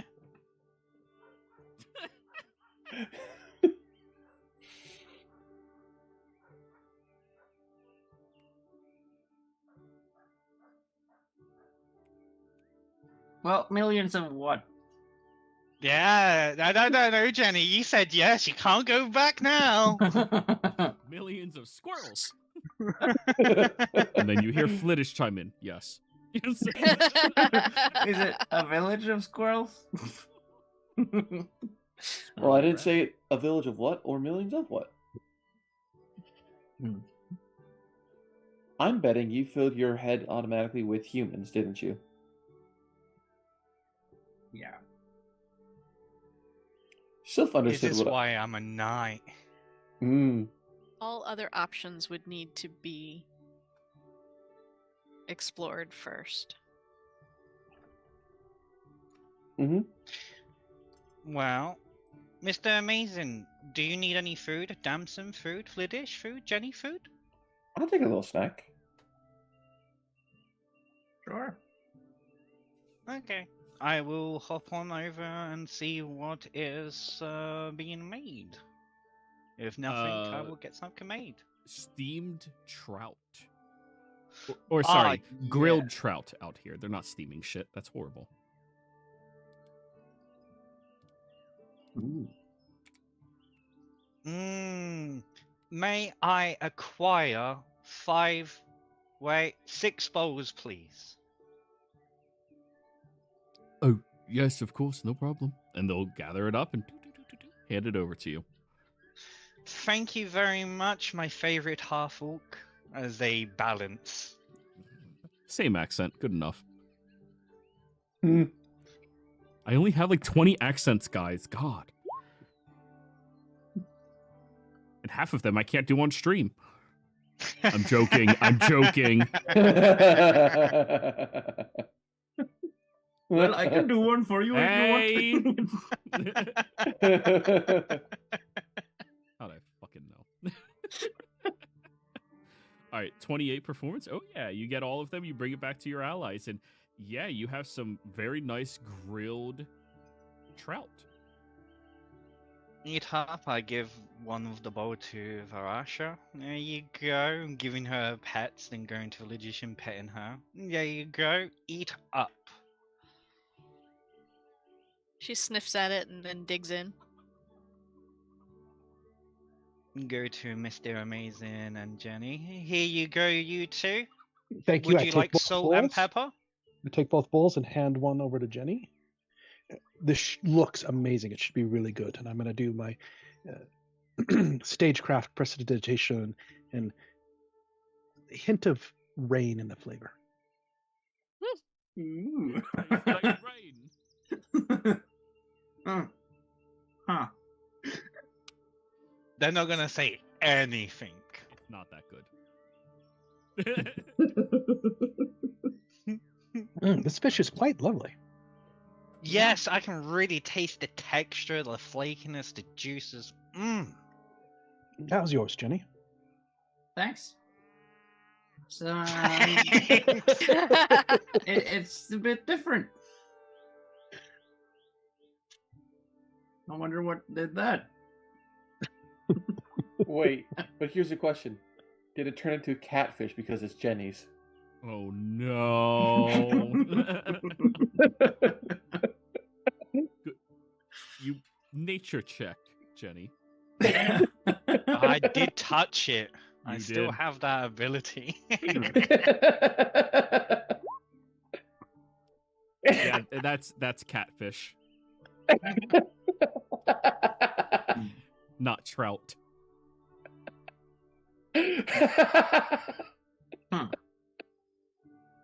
Very curious.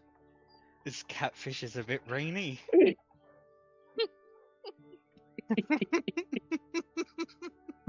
Wait, Sylph said he petted Varasha. Mm-hmm. Did it turn into a cat? Marasha doesn't care. They're eating it. Marasha does not transform, no. If Marasha's on the table, you're on the table, and your ass will be a tabaxi. No, that's fair.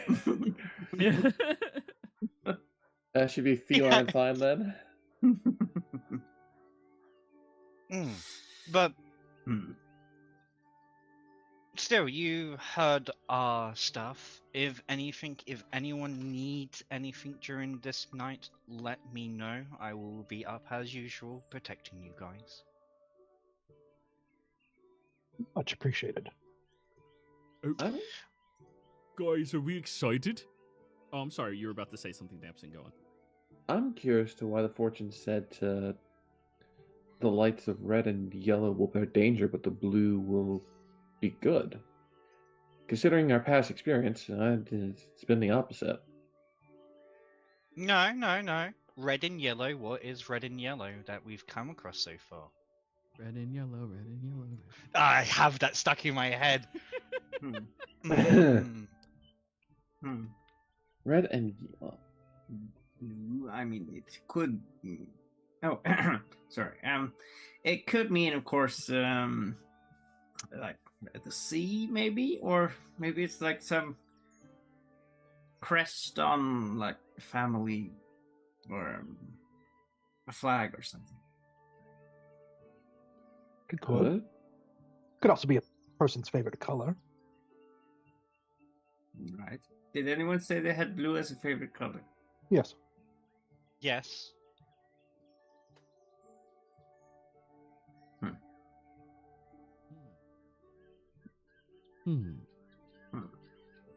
What is the DM conspiring?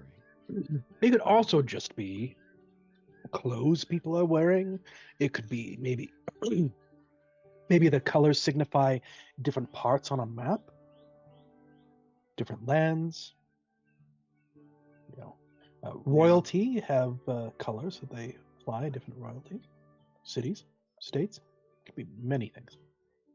Right.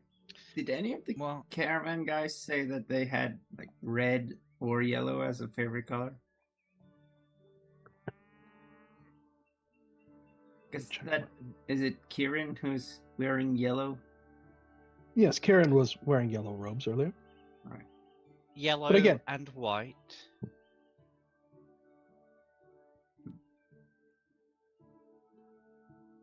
But I wouldn't give too much thought on such things until we know more.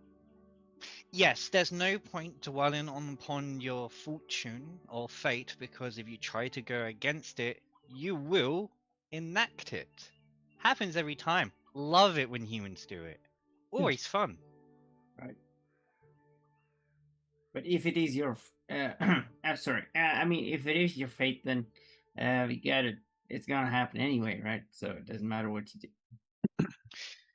Well, if you fight against it, you cause it. If you don't fight against it, because that's what prophecies and fates are about. You've been told what's going to happen. Don't fight, allow it to happen. Why? Because if you wave and follow the wave of fate, you'll become more powerful than most people will understand, because you're riding the wave. Doesn't make sense to me, but okay. I understand. Are you guys Yeah. talking about boogie boarding? We are. Kind of, boarding, yeah. surfing. Yes. Oh, awesome! Hey, are you excited for fish cakes? We'll get them as soon as we get to Thornwood tomorrow. Well, fish cakes would be amazing. I look forward to sampling them with you. They have so many good ones too. There's like a lot of different foods. I like it a lot. Nice. So you'll talk to the fortune lady, right? Yeah. Yeah. Oh, I hate doing those things. We're all Why is gonna that? die. Oh no! Already? No, she didn't say when. Already. I mean, we're all mortals, aren't we? We're gonna die anyway, so. Says you. His Some of eyes go wide when you make him realize that. But don't worry. We will be there, so you won't be alone. Wait, so you're gonna be there when I die? That is a huge possibility. We will be here with you until we get to our destination. Well, if the I fortune really teller, like you. If the fortune teller said that you're gonna be with me when I die, if I'm nowhere near you, I won't die. You know what? That is true. How about you write your name in this book? Roy. Because what you say would come true. Alright, does my name have 2 R's of 1?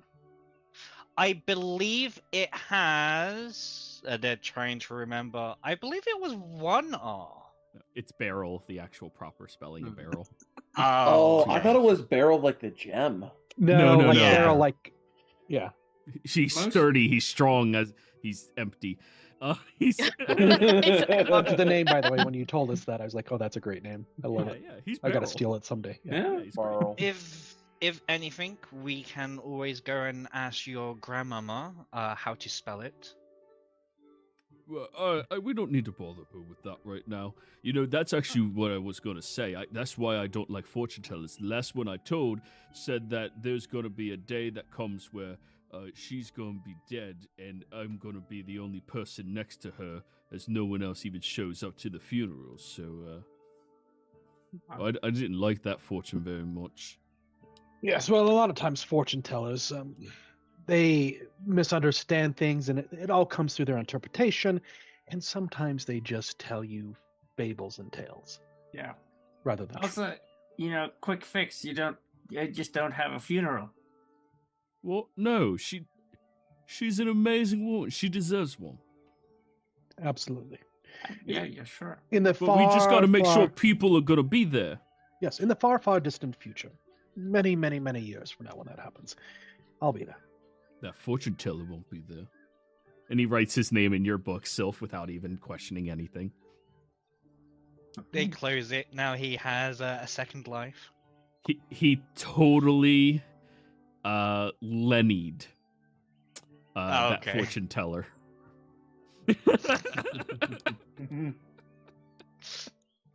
But don't you worry, big fellow. We'll be there. And if the day eventually happens, you have my word. if I am still walking upon this realm, I will be at her funeral. Thank you. That's really the most important thing. I mean, you've met my nan. She's such a good lady, isn't she? She is. She actually actively grabbed me and cleaned my fur. Parts where I didn't know I had. Oh, yeah. She doesn't like a lot of dirt on people, even though she gets dirty a lot because of the roots and the herbs and such. That's funny, that, right? Yeah. She doesn't like other people dirty, but she doesn't mind getting dirty. Well, that's just how down she bad. is. She's fine. Like, she's happy where she's like, but she wants everyone else to be better. You know, that's the type of woman she is. Yeah. What do you know about Tamsin? Tamsin? Yes, the caravan leader. Oh, I've only beaten her in arm wrestling once. Oh, is she strong? Oh, she's really, really strong. Really good at watching and seeing things. Like, sometimes she sees things, even in the dark, that I don't see at all. They're really far away, too. And, you know, I can see things in the dark better than, like, he looks at you, Jenny. Right? Because I'm a half-orc, if you can't tell. Yeah. I can Yeah. tell because of the tusks. Right, yeah. I like them when they grow in a little bit. I can see them when I go like this. Yeah. Anyways, so, but she could see things that I couldn't see, and that was really surprising, you know, because I grew up, there's so many humans around here, and even though they don't like me, at least at nighttime I could see them, so they don't really see me before I see them, but she could see better than I could at night, you know? Oh, that's interesting. You want to see a fun trick? I do. Okay. May I have permission to touch you? Well, oh, yeah. He'll hold his hand out. I touch him and I cast a major image on him Okay, and thank God you make didn't him. No. fly. Major image on him and craft him into an imaginative to make him feel mighty and pure with like good armor, something that spills divine and greatness. Ooh, whoa. Guys, I didn't even buy this. Oh, it's not heavy either. No. I love role-playing as idiots. They're my favorites. Yeah. Oh, this is so good. Oh, this is awesome. Hey, wait. Hit me really hard. He looks at you, Flittish. Hit me hard. I will go ahead and haul off and punch him. All right. In the face or in the armor? Like the stomach area. All right, give me an unarmed strike. The way she gets a nat 20. That'd be fucking... Ooh, this is bad armor. I'll tell her to aim for the solar plexus. If you aim right there, he'll lose all breathing. All right, yeah, I mean, you slam your fist against him and Flittish. Holy fuck, this dude, like... You wouldn't say he's as hard as metal, but, like, he's probably as hard as, like, a pretty sturdy tree. That was... shit. Yeah, that didn't faze him at all. Oh, wow. That's great. Huh. Excellent armor. Yeah, I Thank like you. it. I wish it was clinky, though. Oh, okay. They clap their hands and start making it clink and jingle with bells. Yeah. Yeah, Hmm. Jenny? But if you're all finished figuring out how hard barrel is, we can get back to the caravan. Oh, yeah, that's what I came over here to tell you guys. We're getting ready to head off. Okay, okay. I shall go at front and let Tamsin know we're ready. All right, see ya. And he goes running over. They will hop on over towards Tamsin if anyone wants to come along. Sure. All right. I'll follow. Tamsin is setting up all the horses with the bit and biddle. She's the one that takes the time to unhook all of the horses and make sure that they can relax when they stop moving. I would assist with that. Oh, yeah. Anytime we stop, get to know the horses. So, Tamsin, how are you doing at this hour? Is it hour? Yes, hour. Doing well. The river has been very kind, the weather has been clear, and the company has been fair. Though I am a little curious. Why do people know that Mr. Amazing Fellow? From my understanding, he travels around as a parlor magician with kid shows and adult entertainment at times. But undercover, he likes to just hunt and learn magic, that's it. He's not really... He's like your typical human.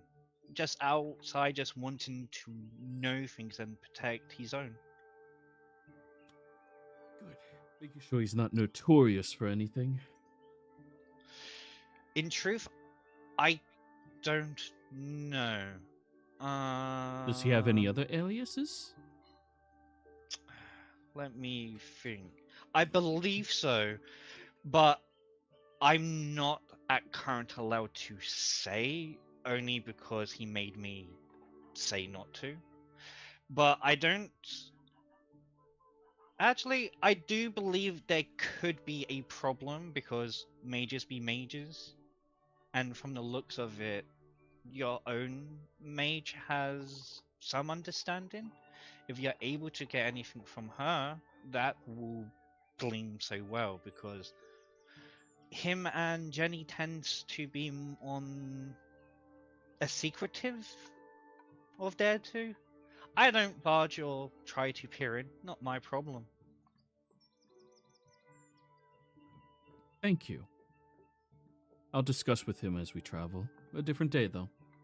As of now, he's been fine, but I do need to know why she is so concerned, and she won't speak to me. She also has been setting up a ritual alarm around the entire encampment every night. That's what she's hired to do. Would you like me to try and speak to her? If that is what you desire. A What if part they're of me ex-lovers? desires you. Go ahead, Damson. No, you go first. That got steamy quick. Muscle mommy, sorry. Just There was lag on my side. You were speaking first. yeah, go on, Sylph. My desire is to get to know you a bit more. As we have traveled, I have an understanding a bit more of whom you could be.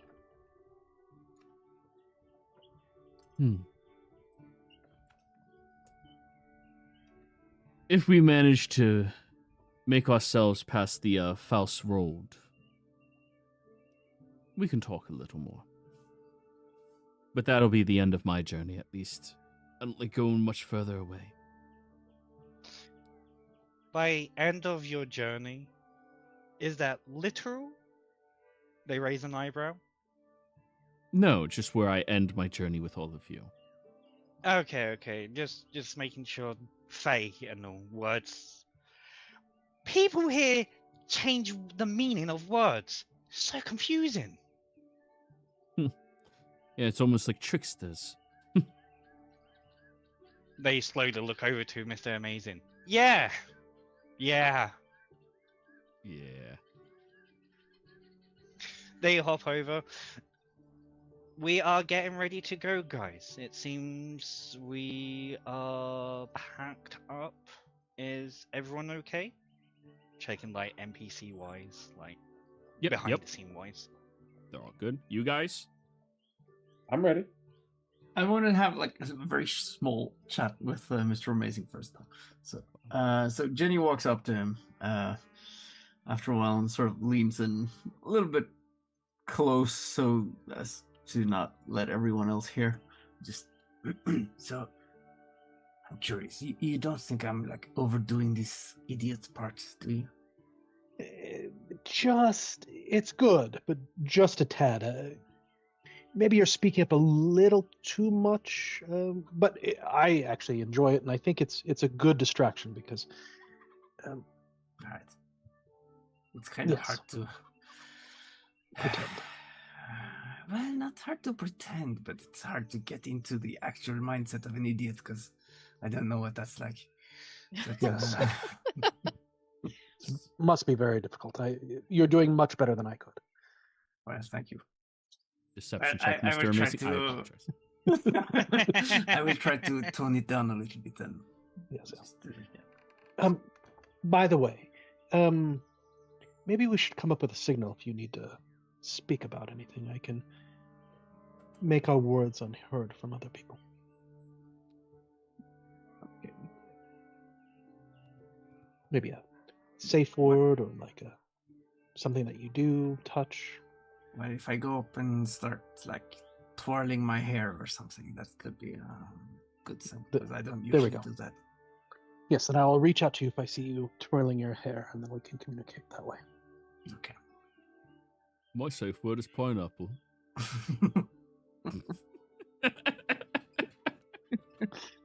He's just there sitting down. You guys don't really encounter him. No, I'm just joking. He's not there. He doesn't. No. Mine is don't stop. Don't stop. I hate that. Anyways. So, let us continue, shall we? You continue your journey through this bend of the watery lake and riversides. The following day, you arrive at Thornwood. The fog clings thick to the water as the Lily's Wake glides silently into the upper harbor of Thornwood, cutting through the mist like a whisper through silk. The wide, slow-moving branch of the Velverdive River narrows here as it collides with the stone quarries and defensive breakwaters of a city that has weathered more than a dozen wars. As the fog lifts, Thornwood reveals itself, a city of hard edges and grim grace, where the architecture reflects its history as a borderland fortress and cultural melting pot. Towering curtain walls flank the river like stone jaws with iron portcullises, and bridges rising above narrow canals. Barracks, armories, and trading houses crowd together in layers of gray granite, red brick, and lacquered timber, interrupted by spires of old shrines and government halls.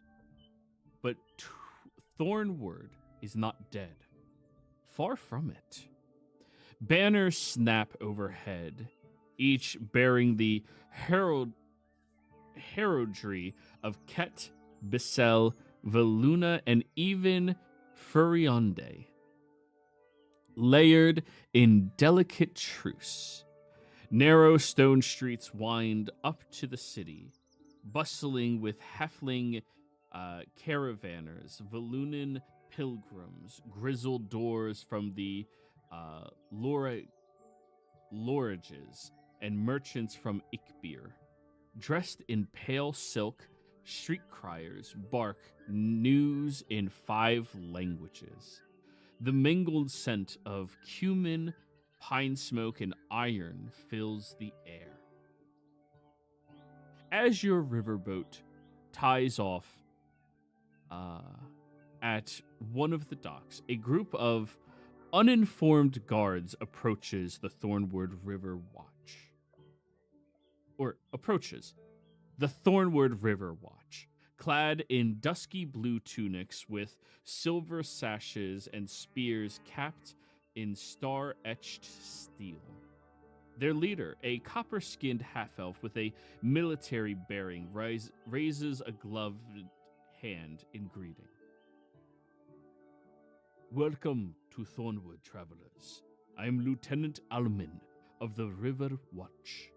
Your vessel is registered and your names are to be recorded. Don't worry, it is procedure. Hello, Stefan.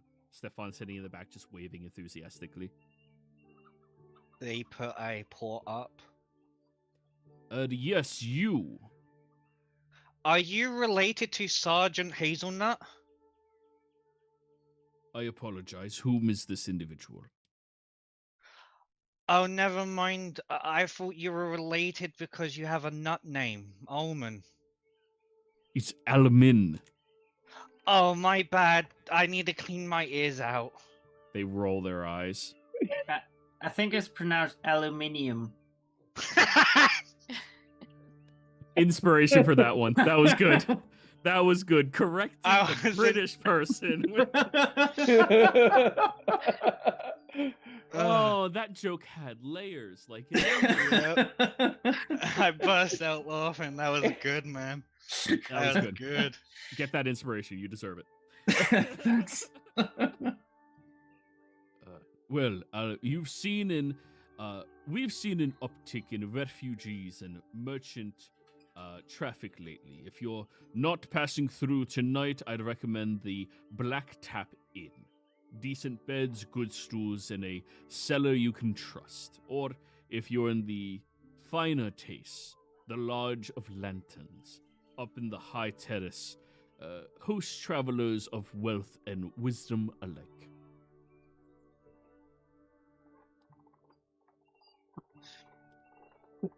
Lodge of Lanterns sounds lovely.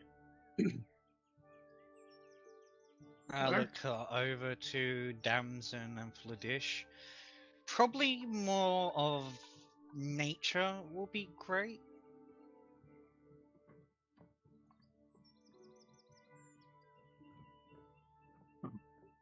Which one We has can more scenery and Yes. nature in itself? That is the right word, scenery. Like, which one would that be between the two, would you say? Perhaps a park nearby. We don't have parks or anything like that here. We're a fortress. However, if you're looking for nice scenery, Do you have a I suppose the Lodge of menagerie? Lanterns.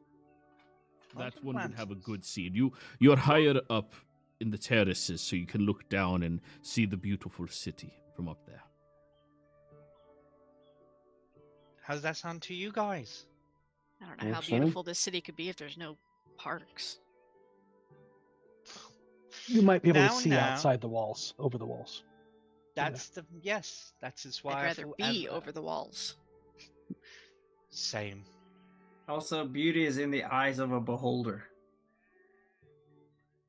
Have you ever met a beholder before? No. I have. You have. I have, yeah. What were they like? Terrifying. I grabbed one of its eye dicks and I ripped it off its head.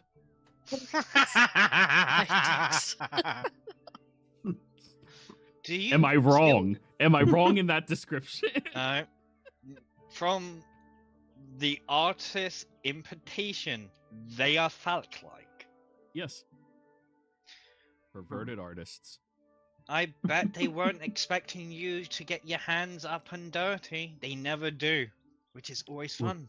I had to, because that one was the one that kept looking at my Nan, and I didn't like it looking at her, so I ripped that one off, and then I picked up Nan and we ran away. They're slow. Huh. Of course, the other folks we were with died. Yeah, at least you saved Nan, so that's good. Right, right. I Yes. kept telling them they should just run away. They just kept saying things, oh no, my magic's not working. Oh. My magic was fine. Which magic is that? He flexes. Yes! Yes! Magic of seduction. The party runs into a beholder, the barbarian. Yes, finally! Look, I too have automatic magic missile fist. Everyone else, oh no, I can't do anything.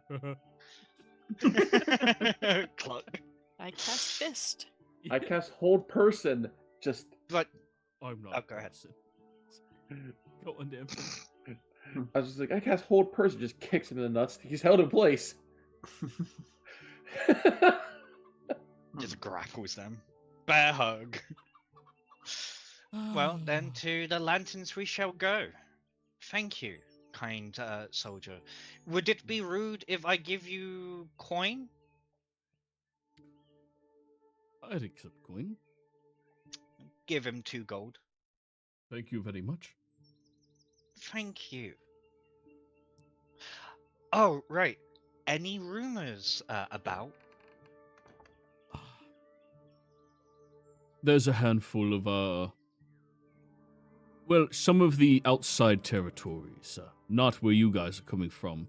Ket is relatively safe. Have a little bit of a issue in some of their cities. People are evacuated them and moved very quickly to get out. Because of that, we have a lot of people in our city that we don't know necessarily. Keep your wits about you and watch your coin purses. Thank you. Between opinionated, who should we look out for the most? Just in case. He looks at each of you, and his eyes settle on Damson. Anyone who's wearing the banners of...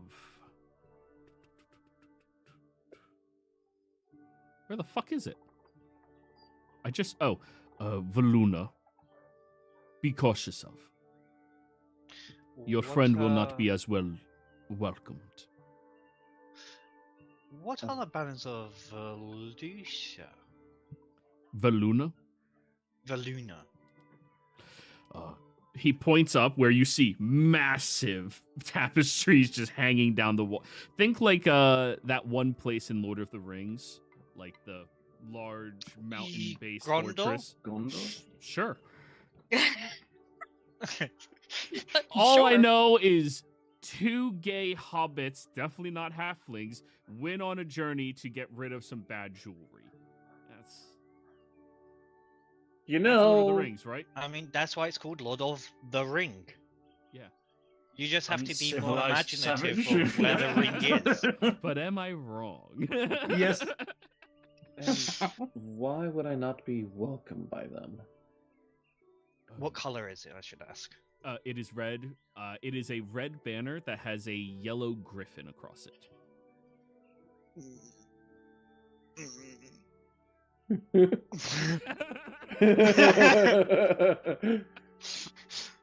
Q look into the camera like The Office.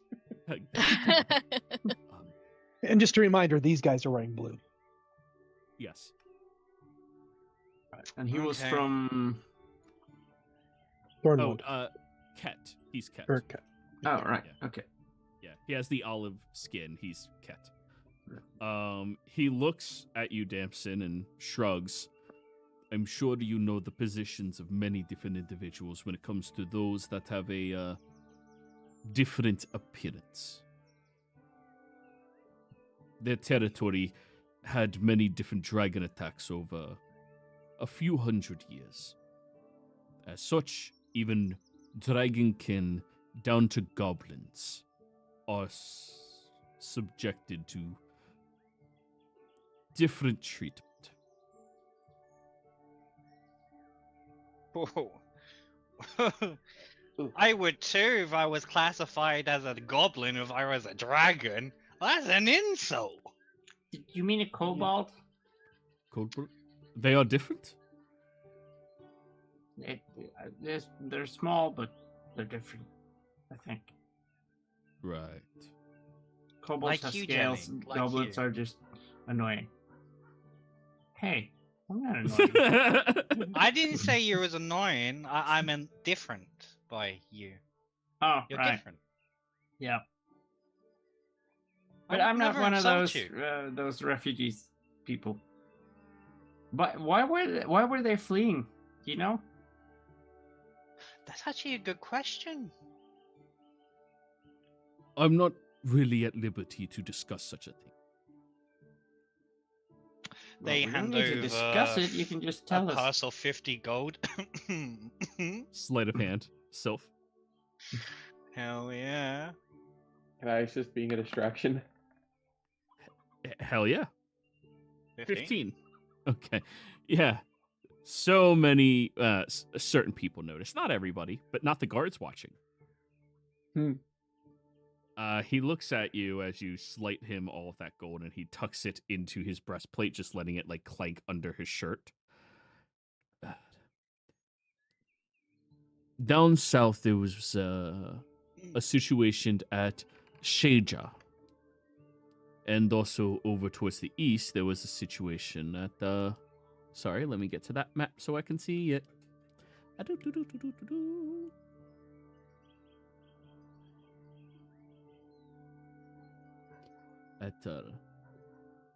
Valuna City. Simultaneously, it happened.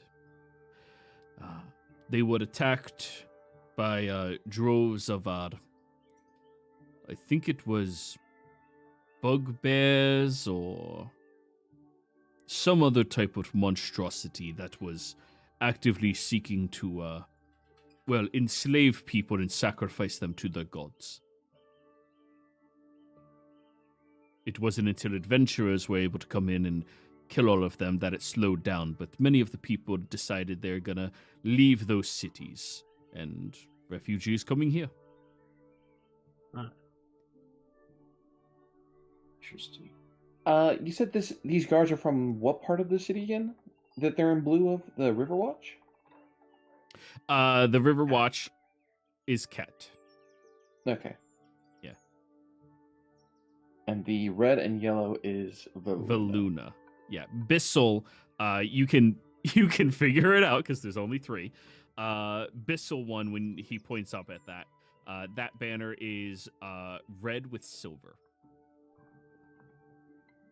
Bissell is red and silver. Yep. Okay. Huh. You know, there was like a similar kind of thing over in, Karashan, I think it was. Really? There were like these primitive tribes of like Bugbloodites, I think they're called, who were like Troglodytes? Yeah, it could be. Yes. Was it troglodytes? Yes. No, I know. He's trying to recall. Oh, Remember, everything he knows is rumors. He's been here, safe behind a wall. Troglodytes there as well. Awfully smelly things, I think. Yeah, like lizard fish. Lizard fish. Yep, that sounds like it, yes. They At were least also that's like what I heard. kidnapping people and trying to sacrifice them, apparently. I will alert my city commander of this so that they can inquire about this. But nothing ever came out. Were they successful? Did they encroach on the city? No, I think they were stopped by some adventurers. He looks at you. That's what I heard as well. Looks at you now. Looks at all of you. Persuasion or deception? You guys decide which one, as a group, you are aiming for. If you're trying to subtly go like, you're welcome, or are you trying to just like, no, that definitely wasn't me. I'm going for deception. I was thinking persuasion. Go for it. One of each then. Yeah.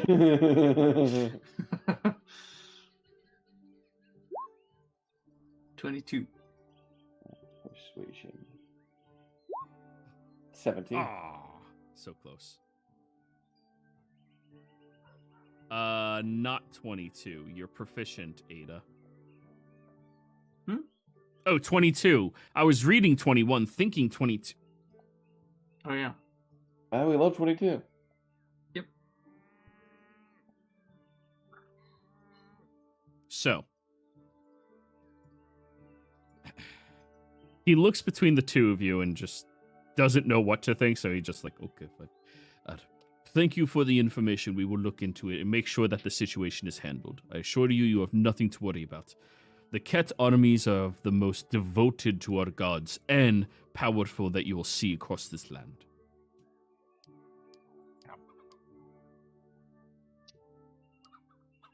Good luck to all of you. Thanks. Good luck.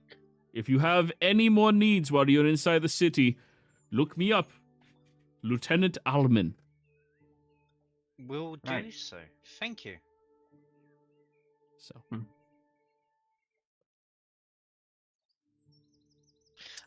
We'll go over to Tamsin and let her know where we will be staying. If she needs any help with anything, let us know, and we will be there.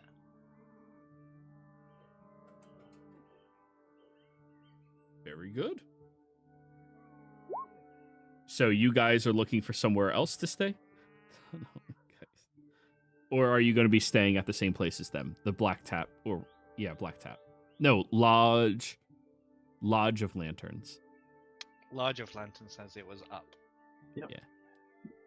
So, you all begin traveling across the city and up very, very high until you make your way over towards this lodge that he had pointed out to you. As you all get there, the music inside is soft and subtle. The glow of all of these different ostentatious and beautiful lanterns is drawing the attention of everybody inside as well. And it appears to be a breathtaking and beautiful wooden lodge this high up on the mountains.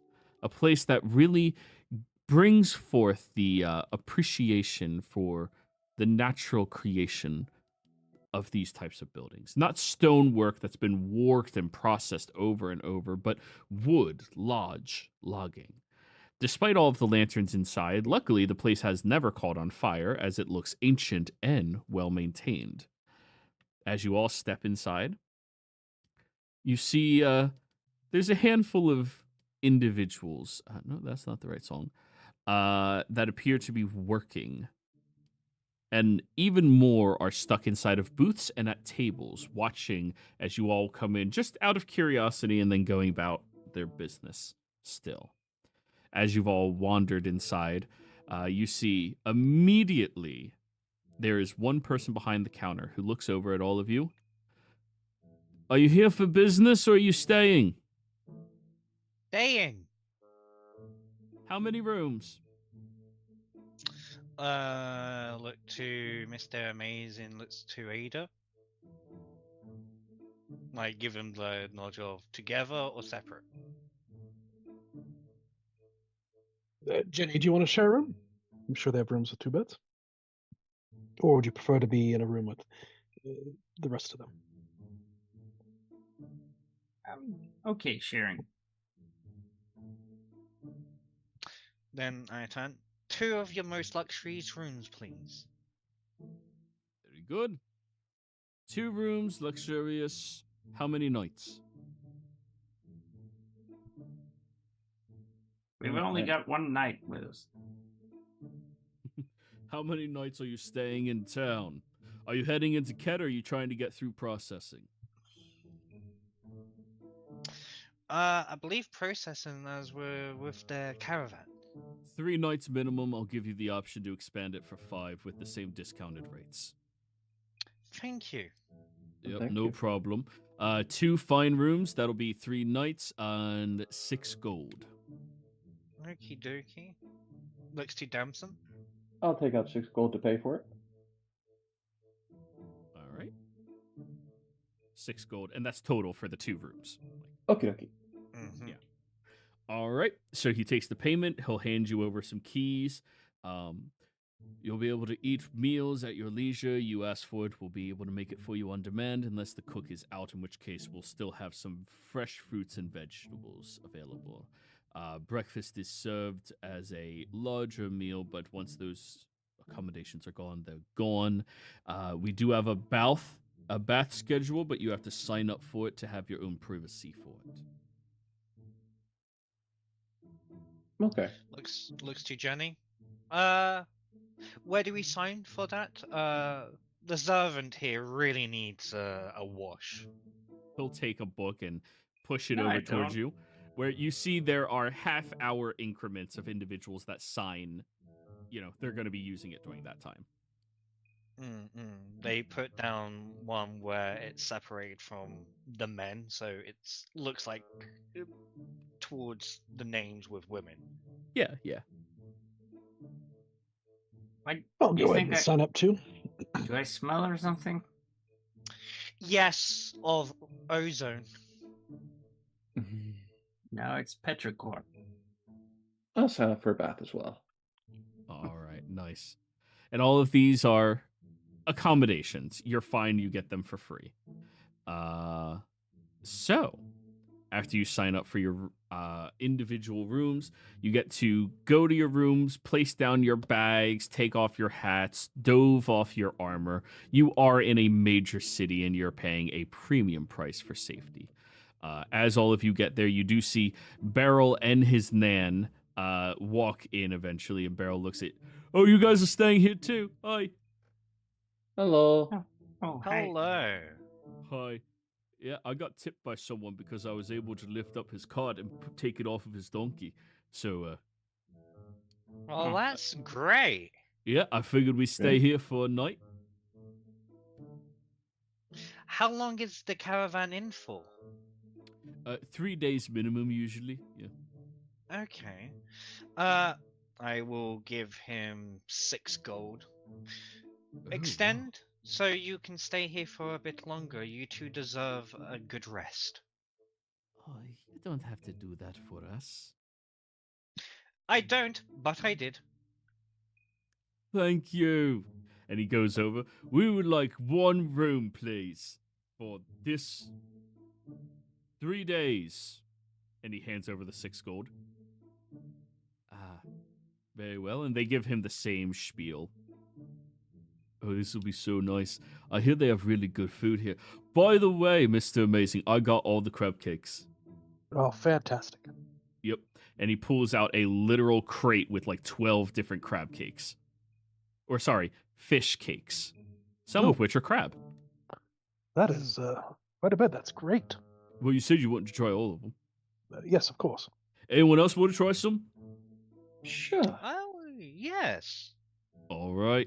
And he takes them and puts them down. And if you've ever had fish cakes before, you decide if you like them or not.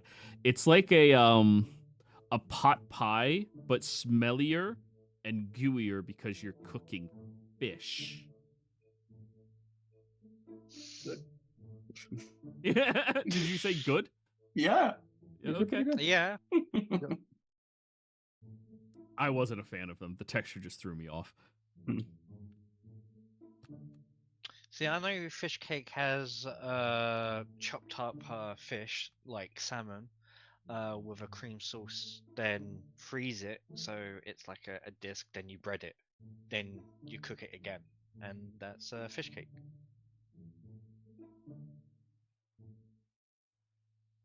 Oh, awesome. All right, is then quite what I good. ate was much different. Because mine was like gravy and like vegetables and shit in it, like a pot pie. Ugh. Yeah, it was horrible. I hated it. Yeah.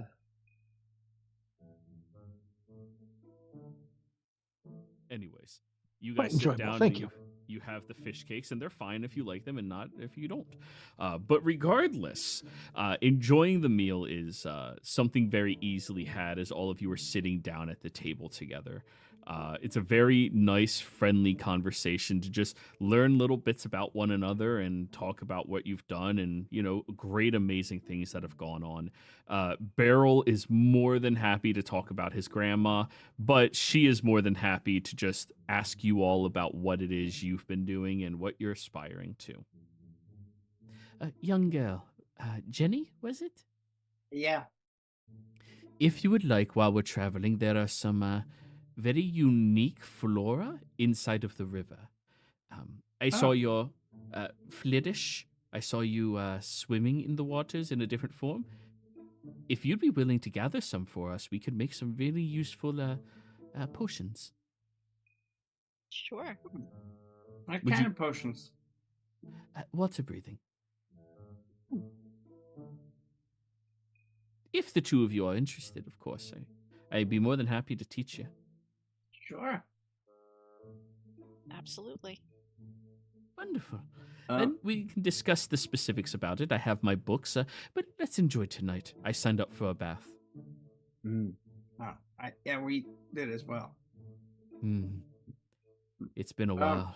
by the way, during the is it 2 weeks we've been traveling now, or 1 4 week? weeks to get to this point. Oh, okay. Because during that time, have I've been able to look through her recipe books? You've been able to like glance and have her show you certain things, but this is you actually being shown and her teaching you what she knows. All right. I was thinking maybe I'd be allowed to like just skim through it to look at, just pretend to look at like the pretty paintings and stuff. Yeah. Sure. Roll me a perception check or investigation. All right. Ooh.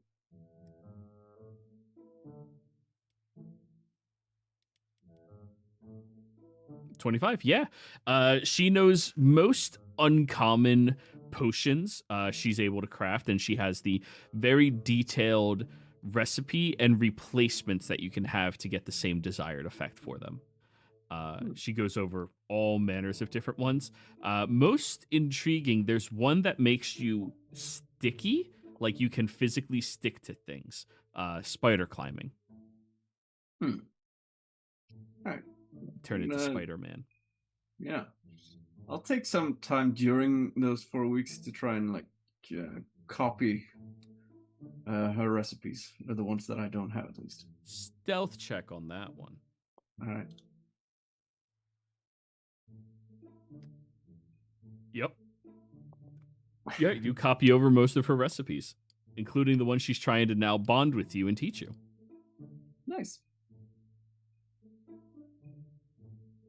So Fliddish, she'll teach you how to make the potion of water breathing. Sure. And I'll gather whatever supplies are needed in my octopus form. Oh yeah, that's what she needs, is someone who can actually get in the water.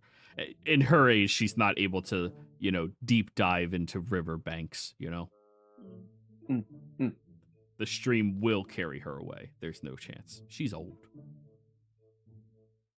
But yeah. As one by one, everybody is going about eating their dinners, which is fantastic here, and going to gain your little baths and respites to begin cleaning. There's a certain interval that happens where Sylph, Damson, and Fliddish are by themselves downstairs. I would like a perception check from the three of you, please. All right. Okey-dokey, perception.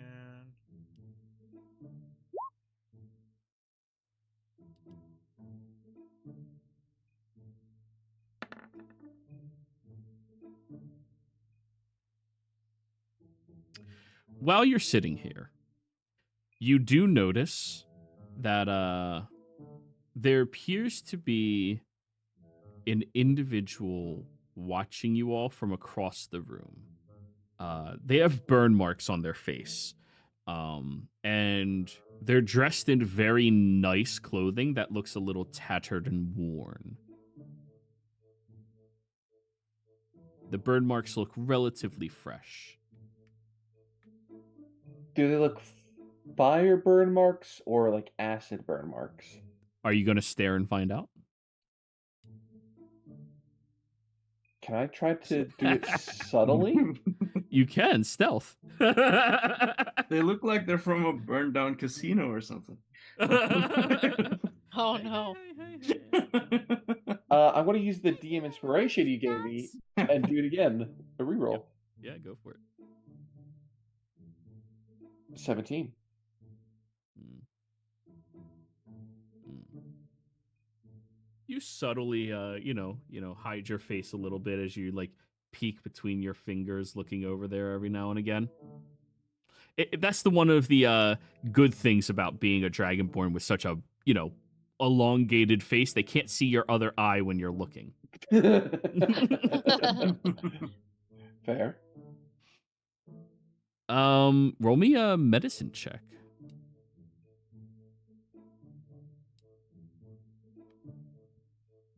Okay.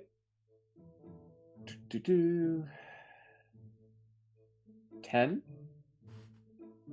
I do have access to acid breath and fire spells, so hopefully I know the difference. I'll give you advantage because of that, sure. You know the difference between the two. Okay. It may be acid. Maybe, but you would have to get a closer look to guarantee it. Okay. Just Like, walk you're over not and examine their confident. face. Just, hey, you! Just, Grab him by the chin, be looking. where'd you get those scars, huh? Just- I don't know how I got these scars. When I look over, is he still staring? oh, yeah. Very pointedly. I wave my paw over, backing him over, like inviting him over. Oh, when you engage with him, that's when he turns his head and looks away. Damson, quick now! Now look, He's not looking. Karen looks again when he's looking away. Look to see where Silver's roll waving. one more time. Not advantage, just one more. 14. 14. Acid burns. Clearly acid. It fell on him as well. It's usually acid burns that happen by mundane reasons are a shattering. They explode upwards and streaks upwards. This is something that came down and streaked downwards onto him. I'm gonna whisper over. Oh, Definitely acid burn, something from above.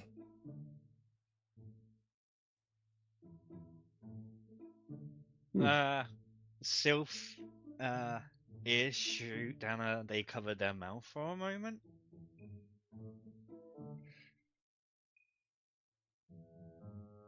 Okay. Gasp.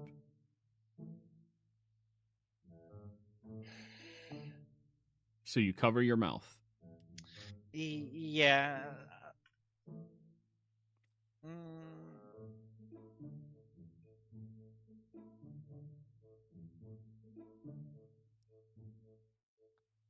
Connections. They're gonna hop over to the fellow. Excuse me, may I inquire how that has happened? The reason I ask, we have a herbalist with us that might be able to figure Salvin to help. Roll me persuasion. Heck yes.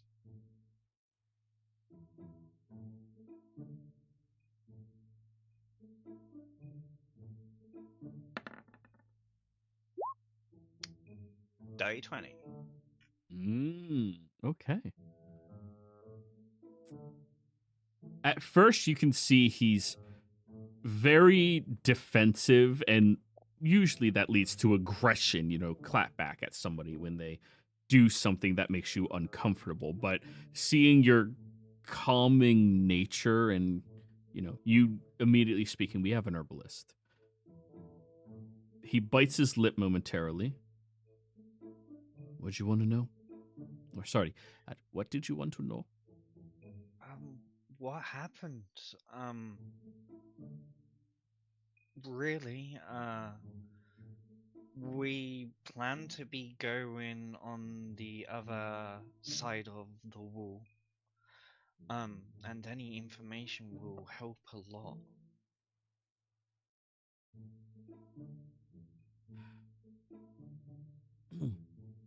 Well, there was a bit of an issue. where my town was being attacked by troglodytes, and one of them didn't want the weak humans to become like them. So they wanted to toy with us and drop acid on my face.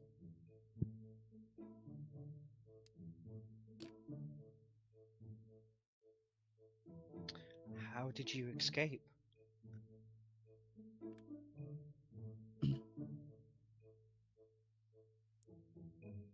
There was a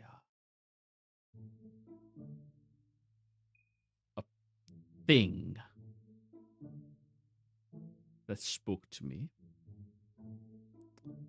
and enticed me to leave under a specific weird circumstance.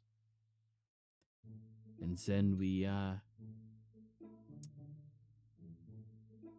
he tried to push me under the bus, as it were, under the cart,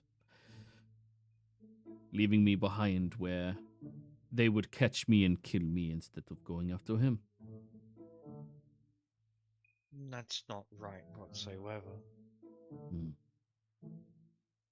What is to be expected? And when he's saying this, he's like glaring past you a little bit towards Damson.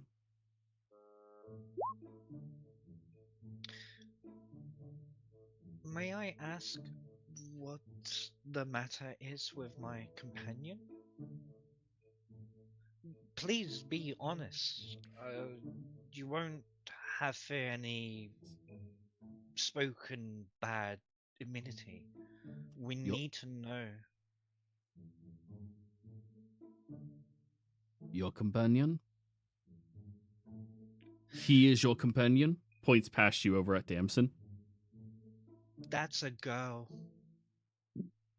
What? It's a girl. Yeah, we come from Ostalon? Are you Ostalon? No. He starts shouting across the bar at you, Damson. No? He's taken aback when you speak. Oh my! And he hides his head in his hands. I am so sorry. I am. She looks exactly like Astalon. That was the man who tripped me. So there's someone that looks I apologize. the same, like, color? Well, not the feathers. They didn't have their feathers were blue. Damson will come over. Like, I'm assuming they're loud enough that I could hear them from where we're at, right? Oh yeah. Back and Fladish over with the chairs, you know. Madame, I am so sorry for mean mugging you. I thought you were the man who left me to die and tried to use me as a distraction to do so. May I buy you a drink? If that will help you, then yes, but there is no hard feelings. It's considering what happened, that someone, well, left you for dead, that I can't fault you for that. I appreciate it. But yes, 1 round, please. We would like some rosé. Thank you. Very nice. I am sorry. I could not tell. Looking at you, I didn't see the pink in the feathers. Of course, no. My name's Damson. Damson, pleasure. Do you know an Astalon? Can I roll a check to see if that name recalls at all? You may roll a history check. 16. Oh boy, Damson, does that name sound familiar to you? Why? I feel like I've heard that name before, but I don't know where. So I can't say I know them. Well, count yourself lucky if you've not actually engaged with them. Crude, brutish fucking man. Always throwing, oh, I'm an orphan in everyone's face. And then when he discovers a path out, he brings 2 people with him to use them as bait. Well, that's not nice at all. No damn honor, and that's a sadistic fuck.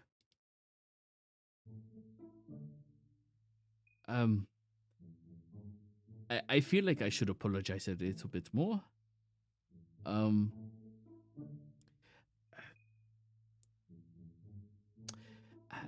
My name is Charmaine, and I am a mercantile merchant. And when I saw that you were here, I may have put out a small bounty order to have you apprehended by the authorities of Valuna. Ah, I am Thank sorry. you. is there a way to undo that? Well, I could start as a paperwork, but I believe it would take longer than it would take for them to get here. Around this time, Jenny, you are passing Mr. Amazing, who's heading, his bath happening after your bath, and you going down the stairs where you see this regretful, scarred man looking at your allies with, well, empathy?